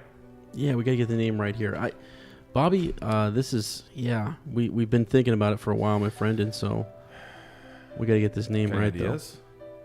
Though. I guess possibly Entwash, Rinse and Repeat podcast. I like that one. Okay. Some laundry tips in there as well. Bobby, right. You got any ideas? What about Earth, Wind, and Rohan podcast? I like that. I like that a lot. Okay, at the top of my head, without writing anything down, Light Feet podcast? Yeah, sure. Run Winged Swift. Foot? Say it again? Winged Foot? Run. I was thinking Run Swift. Oh, I like that. We get a Nike endorsement or something? Oh, I've got a good one for you. Okay. Talking about running. Yeah. What about We Still Have Our Feet podcast? Oh, we can't eat them, though. You know what I'm saying? Ez? Any other ideas? Boil them, mash them, stick them in a stew. I like that. One final one I was thinking, maybe the Precious podcast. Yeah. Because we are so precious here. And unexpected preciousness. Yeah. TPP podcast is what that abbreviates to. TPP. I like that. So, get a Charmin endorsement and we're in business. All right. We're getting there. Yeah, we're getting there. One of these days. All right. Yeah. So, well, thanks, Bobby. Maybe one day. All right. So where were we again? Yeah. That's the second time. First, Lane has to go take a pee, and then, now we've got we don't talk about that. That didn't happen. Chief concern. Yeah. Saruman. We got Saruman walking around. Right. Okay. Right. So now there's this pleading by Éomer for him to come back to, his king and basically talk to him. He's the heir of Elendil. That would strengthen the sons of Errol, in this evil tide, right? So yeah, and they discuss it. I'm going to brush over some of that, but they discuss it. They kind of go back and forth. They're having this exchange in that. Éomer's pretty much saying you're not going to find your hobbits. No, right. Yeah. 2 days ago, they were near the Entwood. We surrounded them. We battled them at dawn. 15 of my men I lost. 12 horses, alas. As you said, they're counted in the numbers. Of the slain. Yeah, of the slain. And so, no. So anyways, nonetheless, we put an end to them, but we have been too long away. We are needed south and west. Will you not come? There are spare horses, as you see. There is work for your swords to do. Yes, we could find a use for Gimli's axe and of the bow, and the bow of Legolas, if they will pardon my rash words concerning the Lady of the Wood. And so that's neat. He's even coming back and kind of apologizing and saying, "Look, guys, this is just too much for me. I'm just trying to patrol here. We've got legends and we've got myths literally leaping from the ground. This is too much for me. So excuse me. I'm just horse, just a horse lord." I feel a lot like Eomer right now. It's a lot to take in. It is. A lot to process. Right. And Aragorn thanks him, but he says, "I cannot desert my friends while hope remains." Yeah. And Eomer says hope does not remain. He can't see it. You will not find your friends on the north borders. And so they go back and forth for a bit, and basically it's just that you have to press on because they could be in Fangorn Forest. They know they're taking the hobbits to Isengard, so if anything, they're going to press forward there. And they're searching for the hobbits, or actually they start to kind of ask, about whether or not they were destroyed. Did you kill the hobbits? But he says no, that they didn't, right? I mean, they talk about the idea that they could have been taken. Orcs. Yeah, no orcs escaped them. But he says before you came upon them, perhaps they did send a couple, to up into the woods and tried to sneak them away. Maybe the orcs realized that someone was on their trail and they sent. Maybe Saruman is not going to be back at his tower. Maybe he's going to be in the forest if he's walking around and things like that. So there's all of that going through their minds. Then what do you think has become of them? I do not know. They may have been slain or burned among the orcs. But that you will say cannot be, and I do not fear it. I can only think that they were carried off into the forest before the battle, even before you encircled your foes. Maybe. Can you swear that none escaped you? And he can swear that no orc escaped after we had sighted them. Yeah. So there's that. And again, those cloaks we had said had hid them so well. Yeah. So he's saying you might not have even seen them slip away because of their elven attire. Right. Yeah. And Aramir kind of says, they bring up the fact that you guys rode right past us. He says, true indeed. So. And he says, how shall a man judge what to do in such a time? And Aragorn says, as ever before, good and ill have not changed since yesteryear. Yep. Yeah. And he kind of harkens back to his father. What would your father have done? And that he knew him, and things. True. And he knows how he would have responded. Yes. And kind of challenges him in that. Yeah, and because Eomer brings up this law, this rule, right? That no strangers can wander in our land until the king shall give him leave.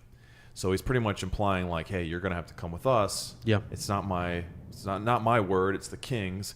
And it's kind of the same thing in Lothlorien when they enter there too. It's the law. And this is where he brings up this line. He says, "Loth am I to begin a battle of 100 against 3." Yeah, implying like if you don't come, we're going to have to throw down here. And Aragorn says, I do not think your law was made for such a chance, nor indeed am I a stranger. And this is where he talks about, I've been here before. I didn't ride with Theoden, but with his father, Thengel. And he says, my duty is clear. I've got to go on. I've got to find my friends. Aid us, or at the worst, let us go free, or seek to carry out your own law. If you do so, there will be fewer to return to your war or to your king. Yeah. So he's just flexed his muscle, like Bobby said, like, this is who I really am. If you're hard pressed for this, if you don't have some leeway with us, you're going to suffer for it. But he gave him a way around his law, which was that, like, I am not a stranger. In this land. Right. I have fought with the king's father. Yeah. And so on. And so that right there, Eomer goes, all right. Yep. God, thank you for providing that's a little this roundabout. There. Yeah, exactly. Because I didn't want to do this. I'm in the same spot. And he says, we both are in need of haste. My company chafes to be away, and every hour lessens our hope. Mm-hmm. This is my choice. You may go. What is more, I will lend you horses. So he goes even a step further. Didn't have to do that, but this only will I ask. I think he lends them the horses so that he hopes they will return them and actually come. And that's to what he says. king. Make this promise to me that you will bring these horses back. Yep. Yeah. Mm-hmm. And he's talking about being hard pressed there. I was trying to remember exactly what happened, so I did a little research. And At the same time, Theodred is doing battle on the other side of Rohan. He's trying to get there. Yeah, that's right. Yeah. Does it come up here? I think it does come up here. I can't remember if it does or no. I don't know. But this is really close to when this is either right after Theodred has fallen or it's right before. Wow. So the reason they're hard pressed to get back is because they've been under siege for a while, and Isn't that sad? It is. I mean, he was kind of on one side of Rohan protecting it, and Eomer's on the other, and so you feel for Eomer here. He's trying to do what his king has made law. He's trying to protect his land as best he can. He's got these strangers popping up who the one is the king of Gondor, and it's like, oh my gosh, what do I do here? Yeah. So you're right. He gives them these horses and says, just bring them back, right? Mm-hmm. Like go look for your friends, and when that has failed, return the horses to Meduseld. Yeah. Hasufel and Erod. And it's just cool. You see how he says, may he bear you well into better fortune than his former master. Yeah. And we get a little hint here of how graceful Legolas is on the horse. Mm-hmm. Yeah. Moving Gimli here and there, but with the spoken word, such was the Elvish way. Yeah, and how Gimli is like Sam in a boat. Yeah. Like not too fond of riding on the horse there. Right. So yeah. Yeah. So with that, basically, there's the farewell that Bobby had mentioned earlier. He says, "We shall see. So many strange things have chanced that to learn the praise of a fair lady under the loving strokes of dwarf's axe will seem no great wonder. Farewell." Yeah. So they're off. They're off. Yep. Mm-hmm. So we move quickly east out of the wold. Aragorn dismounted. He surveyed the ground. Again, they're just looking around to kind of figure out what they can find here. Let's see. There is little to discover, he said. When he returned, the main trail is all confused with the passage of the horsemen as they came back. So that was kind of tough. Tracks. Yeah, so hard to kind of find. The orcs must be aware from this point that they were pursued, and they may have made some attempt to get their captives away before they were overtaken. So confusion as to where they actually might have gone, or if there's anyone who had kind of ran off to the side or away from the main host there. So as they rode forward, the day was overcast. Low gray clouds came over the wold. A mist shrouded the sun. Ever nearer the tree-clad slopes of Fangorn loomed. So they're getting closer and closer here. Yeah. Let's see. Aragorn and his companions searched far and wide about the field of battle, but the light faded and evening soon drew down dim and misty.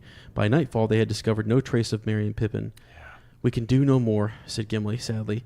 "We have been set many riddles since we came to Tol Brandir, but this is the hardest to unravel. I would guess that the burned bones of the hobbits are now mingled with the orcs.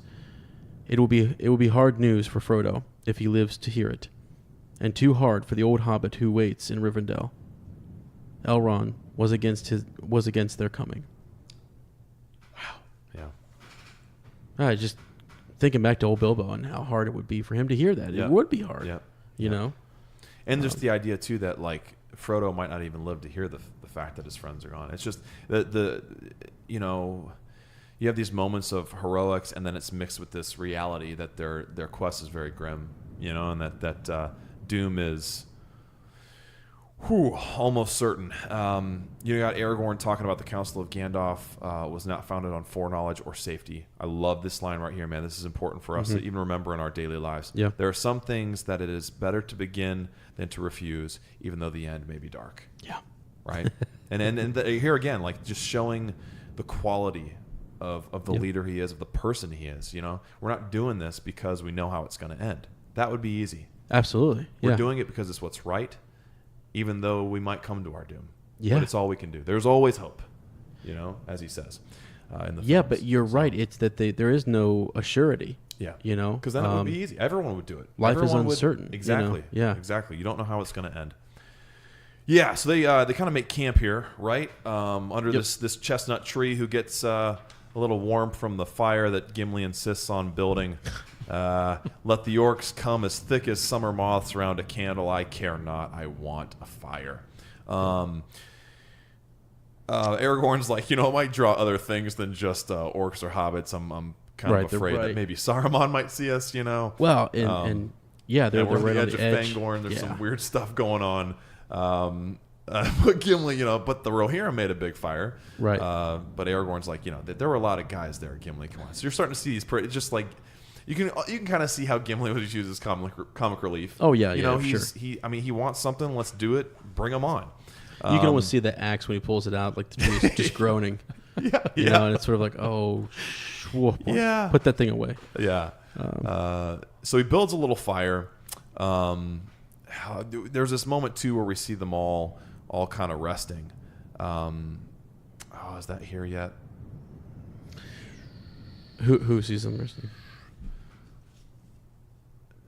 Never mind.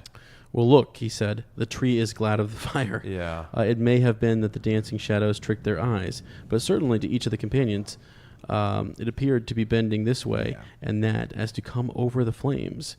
With the upper branches were stooping down, the brown leaves now stood out stiff and rubbed together like many cold cracked hands, taking comfort in the warmth. And really, it's the opposite. I mean, well, it's coming up here. I jumped ahead there, talking about how Legolas sleeps like an elf. It's just kind of interesting. Oh, gotcha. Yeah. Yeah. So they start to bring up the idea of Ents here. Yeah, is what we get into. Mm-hmm. And it's Aragorn asking Legolas what he knows of the forest, and Legolas says, "You've journeyed farther than I. I have heard nothing of this in my own land, save only songs that tell of the Onodrim, what men call Ents, dwelt here long ago. For Fangorn is old even as the elves would reckon it." And they kind of compare it to the old forest. Mm-hmm. Right? They talk about the old forest and Fangorn are these two remnant ancient forests where this great magic and curiosity and peculiarity still remains. Right, except for this one is far greater. This forest is bigger. Bigger, yes. Yeah. Right. Yeah, bigger. And Gimli just says, I don't want to trouble anything. Nothing be troubled on my account in Fangorn. So, it's just funny. The dwarves want to stay out of the weird woods, for sure. And this is where you have they're taking watch. Something really weird's about to happen. Okay, you got Gimli on the first watch, and Aragorn says, remember it's perilous to cut. Don't cut any wood. Let the fire die, or call me if you need me. All right, kind of that thing. So with that, Aragorn falls asleep, and then here you get this cool little visual of how elves sleep. I love how Tolkien's always trying to tell us more about these different. Men, I guess every once in a while he elaborates, but with these different races, he gives us these details. Mm-hmm. Legolas already lay motionless, his fair hands folded upon his breast, his eyes unclosed, blending living night and deep dream, as is the way of the elves. Yeah. And my gosh, dude, talk about a suspenseful couple of paragraphs coming up. Gimli's sitting there by the fire, thumbing his axe. Suddenly he looks up, and there, just on the edge of the firelight, stood an old, bent man. I mean, that sounds like a horror film. Mm-hmm. Leaning on a staff and wrapped in a great cloak. His wide-brimmed hat was pulled down over his eyes. Gimli sprang up, too amazed for the moment to cry out, though at once the thought flashed into his mind that, hey, this is Saruman. Both Aragorn and Legolas, roused by the sudden movement, sat up and stared. The old man did not speak or make a sign. "Well, father, what can we do for you?" said Aragorn, leaping to his feet. "Come and be warm if you are cold." He strode forward, but the old man was gone. What? Gone. What? And the next thing you know, they're obviously in a stupor. The next thing you know, Legolas gives a cry. The horses are gone. I'm dead. Yeah, I'm dead right now. I'm just like, well, they're gone. I'm not moving, friend. I'm not moving from that fire. No, an old spooky man. I'm huddling next to my buddies for sure. Horses are gone. It's the three of us. We're going back to back here. Trees are creaking. Yeah. Hey, perfect. Halloween's almost here. It's perfect. This is perfect. We're in October now. I am staying right here. That's right. Gimli recounts the words of Éomer, and then Aragorn says, this is good. It probably wasn't a good thing, but Éomer said he was hooded and cloaked. Yeah. But you said you saw a great brimmed hat. Yeah. Yep. And so that's pretty much it. They're kind of on edge the rest of the night, waiting for something, but nothing happens. Their horses don't return, and the old man did not appear again. And that's where we're kind of left on this cliffhanger. Who was that old man? Yeah. If it didn't fit the description of Saruman, then who is he? What is he? Yeah. Talk about a tease. And then next chapter is the Uruk-hai, so we're not going to get our answer right away. We're actually jumping back in time, and we're going to be on the other side of this great hunt. Man. I love how this book jumps around too. The first one's so linear, right? We're following one thread through a story. We do some jumping back, but it's usually from a person telling a story of what happened. And in here, God man, 12:30 in the morning. In this book, we have Scared out of my we're mind. with these characters. Now we're jumping back to the previous timeline, following another set, and then when we're all done here, we're going back to the beginning and following Frodo and Sam and Gollum. Like it's fantastic the way he wrote it. Mm-hmm. To not intercut like he did is pretty amazing. So, right. Wow, man. Okay, so I feel weary from that run. Do you know people say? Yeah, right. People said that every time we mention how late it is, they get tired. Oh, I'm sorry, guys.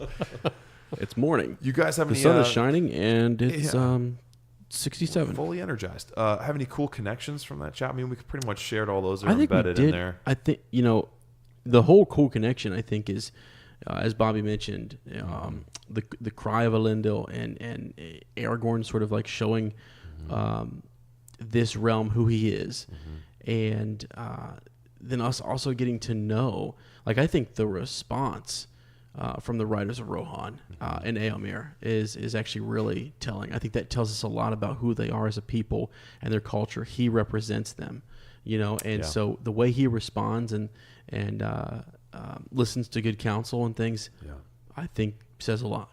So that was a good introduction to, Rohan. Yeah. So. But I don't know. There's really, I think we covered quite a bit of. What do you got? Something else? Well, there's just one little cool connection in doing some research about. They kind of hinted at Éomer being like as tall as Aragorn and this impressive physical figure, and there is some lineage of Éomer that is from Númenor. A distant ancestor of his is Morwen, who, if you look into Morwen, she was the queen to King Thengel of Rohan and the mother of Theoden, and that she was a woman of Belfalas and was a Númenorian. So there's that kind of that distant tie between even Aragorn and Éomer. Mm-hmm. And so even deeper when you go into the histories in the background, you see them, standing side by side and having that, like Bobby said, Éomer was built up and Aragorn was just this, crazy, weird traveler hunting orcs incorrectly, and then how that kind of shifts, but then how at the end they're almost level. Yeah, you know what I mean. They're equals almost. They're like brothers in a way. Yeah, they're back to respecting each other, but real. Yeah, understand where they're coming, where each is coming from. Yeah, Yeah, and just I even think the power that they can have, like we talked about, working together. Yeah, and joining forces. So cool. Yep, really cool connections. Okay. All right, on to Bywater Post. Yeah. Again, we mention every week, just feel free to send your Bywater Post, your Tolkien story, your origin story to anunexpectedpod@gmail.com. We have a couple kind of just little follow-up questions that we got in the email that I just wanted to toss out here for discussion, since we have the three of us, the three hunters here. Yeah. And this is from Charlie, and it's been back quite a bit here, but I wanted to mention it because we're getting closer actually to, it was brought up, Gondor, Boromir, Faramir, the dreams, the halflings were brought up in this chapter. And so the question is, so I had an idea about the dreams of Boromir and Faramir and where those dreams came from. At what point did Denethor start using the Palantir or Palantir, and when did it corrupt him? Could Sauron or Saruman have been pushing Denethor to send his children with the ring as agents to bring it to him? I can imagine Denethor standing over them while they sleep, whispering the dream sequence into their ears. Oh my gosh. Just throwing it out there for discussion. That was kind of that's crazy. kind of neat as to where does that dream or that vision come from? The halfling that was standing forth, that brought the ring forth, or that brought they mentioned it at the council, and it was actually Faramir, right? Who had this dream at first, and then Boromir. Where does that? And the fact that Faramir had it, he did have it first, didn't he? Or did he not? I believe he did. Could be wrong. But the reason I'm saying that is that perhaps Denethor wanted. No, he sends Boromir, but I don't know. Just his relationship with his two sons. It's a little different. Yeah, it is different for each. So, and you can imagine him. I love that visual of him standing over and like whispering a dream into their mind. And you can see Denethor was driven mad.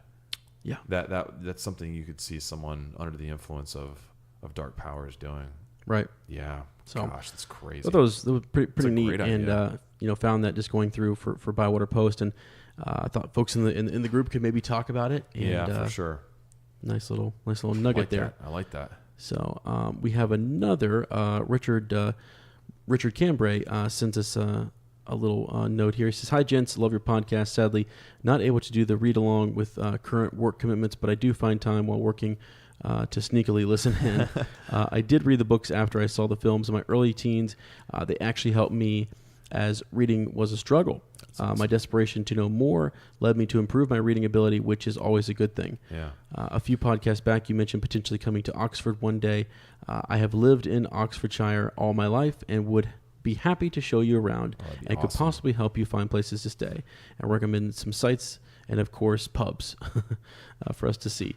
Keep up the amazing work, and I hope to hear back from you." So, Richard, I just wanted to kind of throw out there a thank you for the invite. Oh, yeah. I actually maybe, and Bobby's helping me hopefully plan this trip out to England this coming summer. Yeah, summer of 19. So I really actually was hoping that I could pick a day and maybe find people like Richard, Mark. Yep. Mark has just recently reached out to us in Messenger and on Facebook there, and kind of talked about if we need a place to stay out there.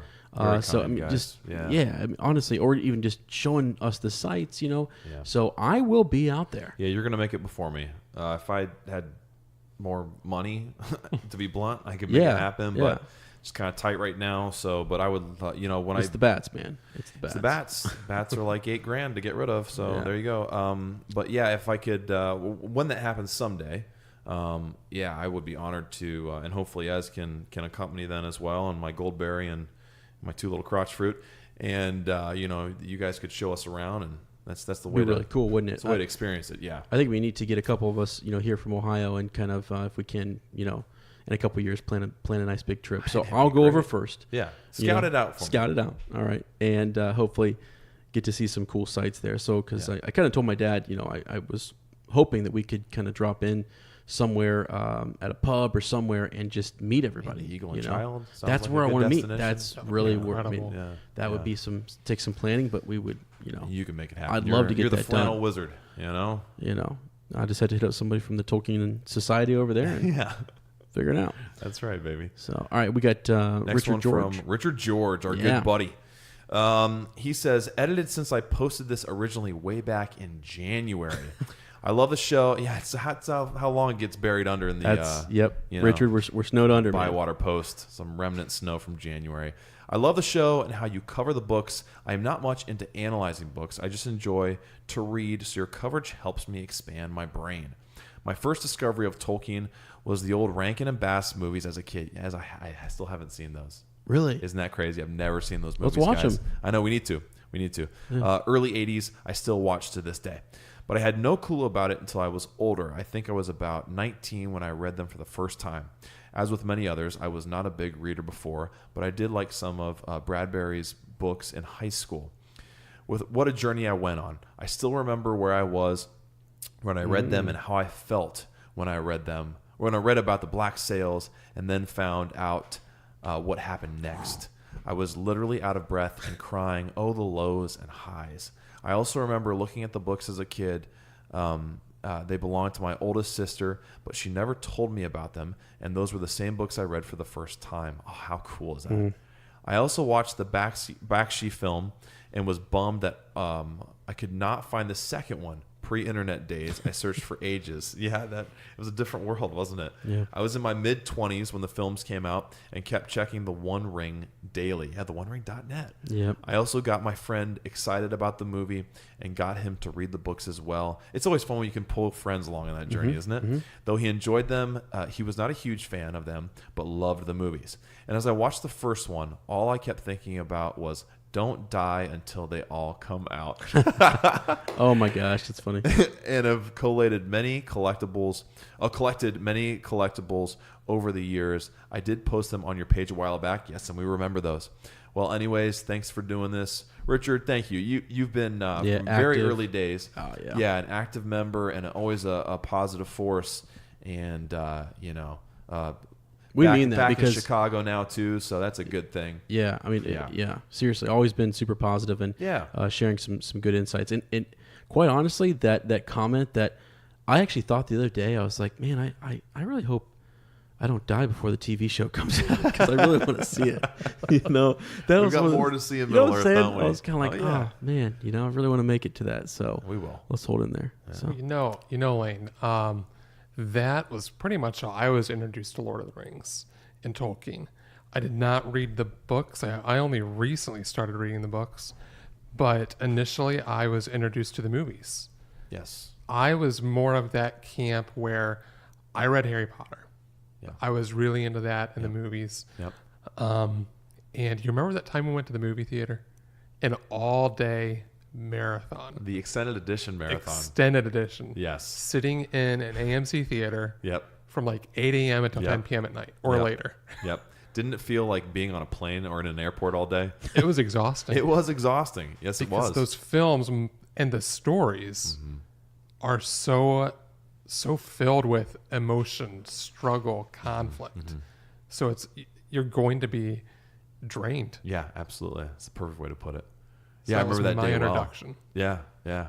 Well, you want to give us some more? Yeah, Bobby. Of your story because I think we'll finish with Bobby. His story here. So like, this is also your first read through. Is it your first read or your second read through the series? First. Yeah. So I love that because I remember when you posted. And Bobby's in a reader the group. too. Oh, I gotta know he is. Yeah. Yeah, and I remember when you first posted that, I was sort of like, let's go. Yeah. Bobby's in. I don't think I knew that either until you posted that. Yeah, I've had the books for years. Yeah. I've probably had the books 10 plus years. Yeah. Wow. But they were a Christmas gift. Yeah. I never read them until now. And I think some people like the movies are so good. Yeah. And when you start with that, like, yeah, you're right. I mean, I can just put the movie and watch it. Exactly. I mean, so, and there is a lot of thought that goes into reading. I mean, there's a reason we're tired right now. These books are they're taxing because you do get, like you said, you get so invested emotionally, and then you get curious and you think about the background and the histories and the connections, and you're comparing them to the films and thinking, wow, how much richer this text is, and yeah. Well, and that's the thing that I've really loved so far as I've been reading these books. Tolkien created a world. He created languages. He created landscapes. He created characters, races, ethnic groups. And to be able to do that and have the legacy that it still has today, I can't think of any modern day author that has been able to duplicate that in their modern work. I think it's once in a millennia type thing. Like, I think it doesn't happen. Like and it came from his love of language, right? He wanted to create this language, and these stories kind of came out of them. And I don't know, man. It's unmatched. It's absolutely unmatched, and that's why it is so valuable and so meaningful to so many different people. And why it lasts your whole lifetime. It's a relationship you have your whole life. If you let it happen. Right. He is someone. The other day I was doing a little bit more research, and this is something I think Bobby might actually like, is to possibly get your finger out of my mic. What's wrong with you? I'm so glad Bobby's here to witness all of this. It is 1:00 in the morning. Bobby's it's early. Talk to us again. He's never going to talk to us again. But hear me out here. So I was doing some research on the Tolkien Society and then even the Tolkien Estate, and they have the letters that he I think I shared a couple of them with you on Facebook, and I'm going to share them with Bobby. But they're fascinating to see the letters that he wrote to his son and to his publisher, and to just various folks, correspondence. Yeah. I haven't read many of them, to be honest. I've read some of the more popular ones, but I'm really intrigued just to kind of see him talk a lot about his work. It's very fascinating. Yes, so it's something that I'd love to do, maybe even some stuff on Patreon with, just kind of exploring more of that, because he's an interesting man, and listening to him commentate on his own work is crazy. It's crazy that he wrote those letters and people kept those, and they're there. We can go look. Yeah, at the foresight of that. Yeah, man. it's amazing. Yeah. Again, this was before the internet, right? I mean, it's like now we track everything. Everything is you can't lose in a anything. database. Yeah. Mm-hmm. But like these were letters. This is, I don't know, something cool about that. Digging through the archives. That's amazing. But, Bobby, anything else? Do you have, which film is your favorite? Oh man, I would have to say Return of the King. Wow. That's the one I can go back to and watch multiple times. What is it about it that makes it your favorite? It's hard to choose a favorite. It's hard to. I don't know. I keep thinking of that scene when Aragorn's finally given that kingship. Yeah. You see that. You see it happening. Yeah. And just the overwhelming joy that happens there. The coronation scene. Right. That's what you're referring to. Right. Yeah. Yeah. Building up to that moment. This long fight and this battle to prove himself is kind of over. Redeeming. Yeah. Yeah. Wow. Yeah. I love that one. What are you doing over there, Ezra? See, this is what he does all the time. He's weird. I'm glad he's here to witness this. What are you talking about? Just the strange looks. You're holding the mic in a weird way. Literally sitting here. That's actually that's neat. So that's the end scene, Bobby. That's like right there. Well, it's one of the endings. Clear at the. It's near the end. I know. Near the Sorry. end. So I think that's really cool that you kind of I was hoping you were going to say, when the Riders of Rohan kind of show up there. Oh, I mean, that's powerful too. Battle of at Gondor there, and they're just I think sort of. Bobby's an Aragorn guy. Who's your favorite character? Aragorn. Okay. Through and through. All right. There you go. He's a pretty popular young man. All right. Yeah. Well, he's not really young. You guys want some strawberries with cream? Yeah, sure. I would like some. All right. I'm getting a little lazy. So, Ezzy, Bobby, I'm just going to ask you point blank. You ever rode a horse? How'd it go? Wow. Bobby? I have not. And you can be as interpretive as this if you want to. Actually, wait. Bobby, have you ever ridden one of those mechanical bulls? Mechanical horses with the? No, I mean, as a kid, like the penny one, Oh, like the 10-cent one. That counts. Oh man, like the one at that's Kmart. been quite a few years ago. Okay. Is that okay? That wasn't just like last week. Okay. No, not that I can remember. Did you keep last weekend's a little fuzzy. Did you keep your seat? Or did you get bucked or anything? Man, my mom actually. Was she a horsewoman? She rode a horse for a while when she was growing up. Wow. And then a hornet got under her saddle, stung the horse, threw her off. No. They thought she broke her spine. No way. That's about the closest I've been to riding a horse is through her, but that's about it. And she didn't probably have anything to want to do. There is actually a picture of me on a horse, now that I'm thinking about need it. to I was get probably that 5 picture. years old.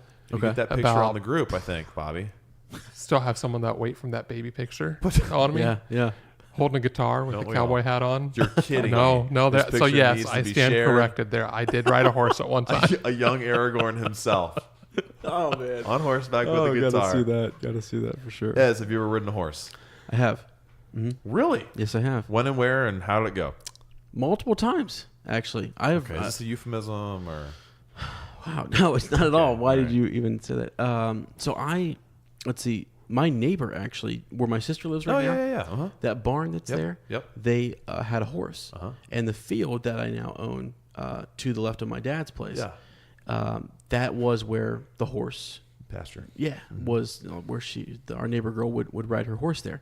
And as we got older, we could pet the horse, feed it, and we went over and helped take care of it. And I got to ride the horse. I don't remember at all. Actually, terrible. Now I do remember one horse's name that and I'll get you in a second. I've ridden probably 6 to 7 different horses. Jeez. Yeah. Got around, boy. Actually, this is interesting that you brought this question up because let's see. So there was that, and then a girl that I was seeing back in the day. Girl I was seeing was the 50s. Hold on. What? What are you talking courting? I was courting this girl, and she owned a horse, and I went out there, and she could ride really well, and I'm kind of competitive, and I said, let me have a go, and I made a fool of myself. But I did okay. But I was, She could ride really well. She could. She did like competition stuff and things. I don't know. Yeah, like my 12-year-old mind's going somewhere else. Oh, okay. Sorry. So, competitive rider. All right. There was you made that. a fool of yourself. My mom actually had one of her best friends growing up had those big. What are they called? Clydesdales? That size, like a draft horse. Oh wow. Huge, man. I mean, Wow. I have pictures of me on that, and it's like. This thing is You rode massive. that thing? No, I just we Sat set on up it? on it, and they kind of led them around. I was like 5. Oh my gosh. 5 years old. And, Those are monsters, yeah. We were 5 to 7, something like that. And we used to go over, and it was a lot of fun. And then finally, when I was in, high school, college, can't really remember, end of high school, going into college, I went on a big trip out west. Mm-hmm. And we were, I forget where we were at. We were some park. And my cousin, Luke, myself, my sister, my aunt and uncle decided to, that's who I went on the trip with. They decided to take off, do their own thing, and they let us, 3 kids, I was the oldest, on these horses, on this trip. We had a tour guide, and there was a group of us out there, about 10, 12 people. Yeah. And my horse, they asked the question, do any of you have any experiences with horses? We sound drunk, don't we? We do. We sound like we're wasted. Any experience with horses? And I just thought, sure, I've been on one. Oh my gosh. Yeah, I'm an experienced rider. Experienced rider over here. So they gave me the worst horse. Oh my gosh. They gave me Diener. Diener? Diener was his name. And I'll never forget it because I never. Where does that name come from? Diener. Diener the Wiener. That was his name. Okay. And I'm telling you, man, I was so far behind the pack. I mean, at one point, and I had to get this thing into a full gallop to catch up. I was out in the mountains. Tour guide kept looking back. He's like, "You all right back there?" And he just kept moving on. And Diener was just doing his own thing. I couldn't control him. And then eventually, I'd give him a little. I was afraid to give him too much of a nudge because I didn't want him to kick me off and stuff. Buck me off. And but yeah, I eventually got caught back. It was awful. It was absolutely awful. Sounds At one terrible. point, I couldn't see. I almost started crying. I'm like 19 years old. I'm waiting for a mountain lion to jump off of this. We're going through this mountain pass, and I'm like, Diener, it's just me and you, man. Let's go. We've got to catch up to the pack. He would stop to eat and stuff. He wouldn't do what he was supposed to do. And they're thinking I have. This is got to be a made up story. I'm dead serious, and they're thinking Hand that to I God? hand to this is God, honest? Okay. hand to God. They're thinking that I have good control over this horse, and it's just one tour guide out in the front, way out in the front, Just left leading. you. Just left me. I'm in the very back, and I was like, man, I'm dead. I'm like, something's gonna jump out of these out of these trees here and just eat me alive. Hopefully, I was hoping. I was like, Go quick. It's Diener. It's you or me. quick. Diener's fast though, so he was going to get away. I was going to be eaten. So there we go. Gosh, That's me. hilarious. And so you, my friend, Wow. you ever ridden a horse? Rode one once. Had a good time. It was fun. All right, cool. Sorry I took up all the time there. No, that's all right. I'm glad you did. A little quick share of the load. Not too much. Just real Hop quick. on You know what? Patreon if you Actually, want. guys, Shut it down. shut it down. Let's just get out of here. There's no reason. It's just really what? I'm why, feeling an appendices after this. What do you think? why are we here? Answer me this question in the group. Who are you and why are you here? That's what I want to know. Ooh, All right. that's an allusion to something. That's what I'm getting to. All right. You know what? Here's the thing, guys. Share the load with each other. All right. Okay. Is that okay? Yeah, I think that's the way it should be. Find someone. Here's a challenge. Don't worry about Lane and I. You know, this is a 1 week thing. Worry about us after this week. But so there's a time limit on this. But this next week, just go out. You know, you're at the grocery store. You see somebody in need. You know, pay it forward type of thing. All right, share the load. All right, Kevin Spacey. I Is that cool? appreciate that. Is that cool? Sounds cool to me. That's great. I Yeah. wasn't. No, yeah. Yeah. Okay. Cool. Pay It Forward 2, starring Ezra Kirk. All right. Cool. Time for weekly well wishes, formerly Fortnite farewells. We want to thank you for doing a little hunting with us. Our next episode, we'll be digging deep and going back in time just a hair. Chapter 3, Book 3, The Uruk-hai. Could you sound any more tired? I'm just calm. I'm chill. Oh, okay. Butterbur can be chill, too. I don't have to be high strung all the time. Bobby, we want to thank you. Honestly, Yes. we really do appreciate it, man. This has been a lot of fun, and we're glad you're here with us. Hopefully, Arby, anytime you want to come on. I will be we'll have happy you to back. be here. Okay. It's great. Okay. All right. Thanks, buddy. All right, friends. Again, thanks for listening this week and putting up with us. If you like our podcast, don't forget to subscribe, like us, write a review, leave a comment, or send us a shadow fax. We'll see you in a Hobbit fortnight. And remember, Frodo lives.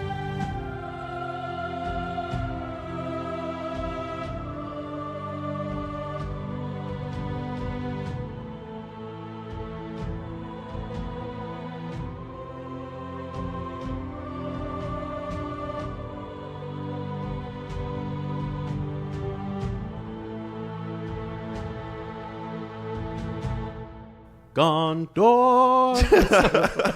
What was the tone? What did you have there? I felt like I was in a Disney what were movie you for a second. saying? I'm like, this tone's all wrong. What was it? It was.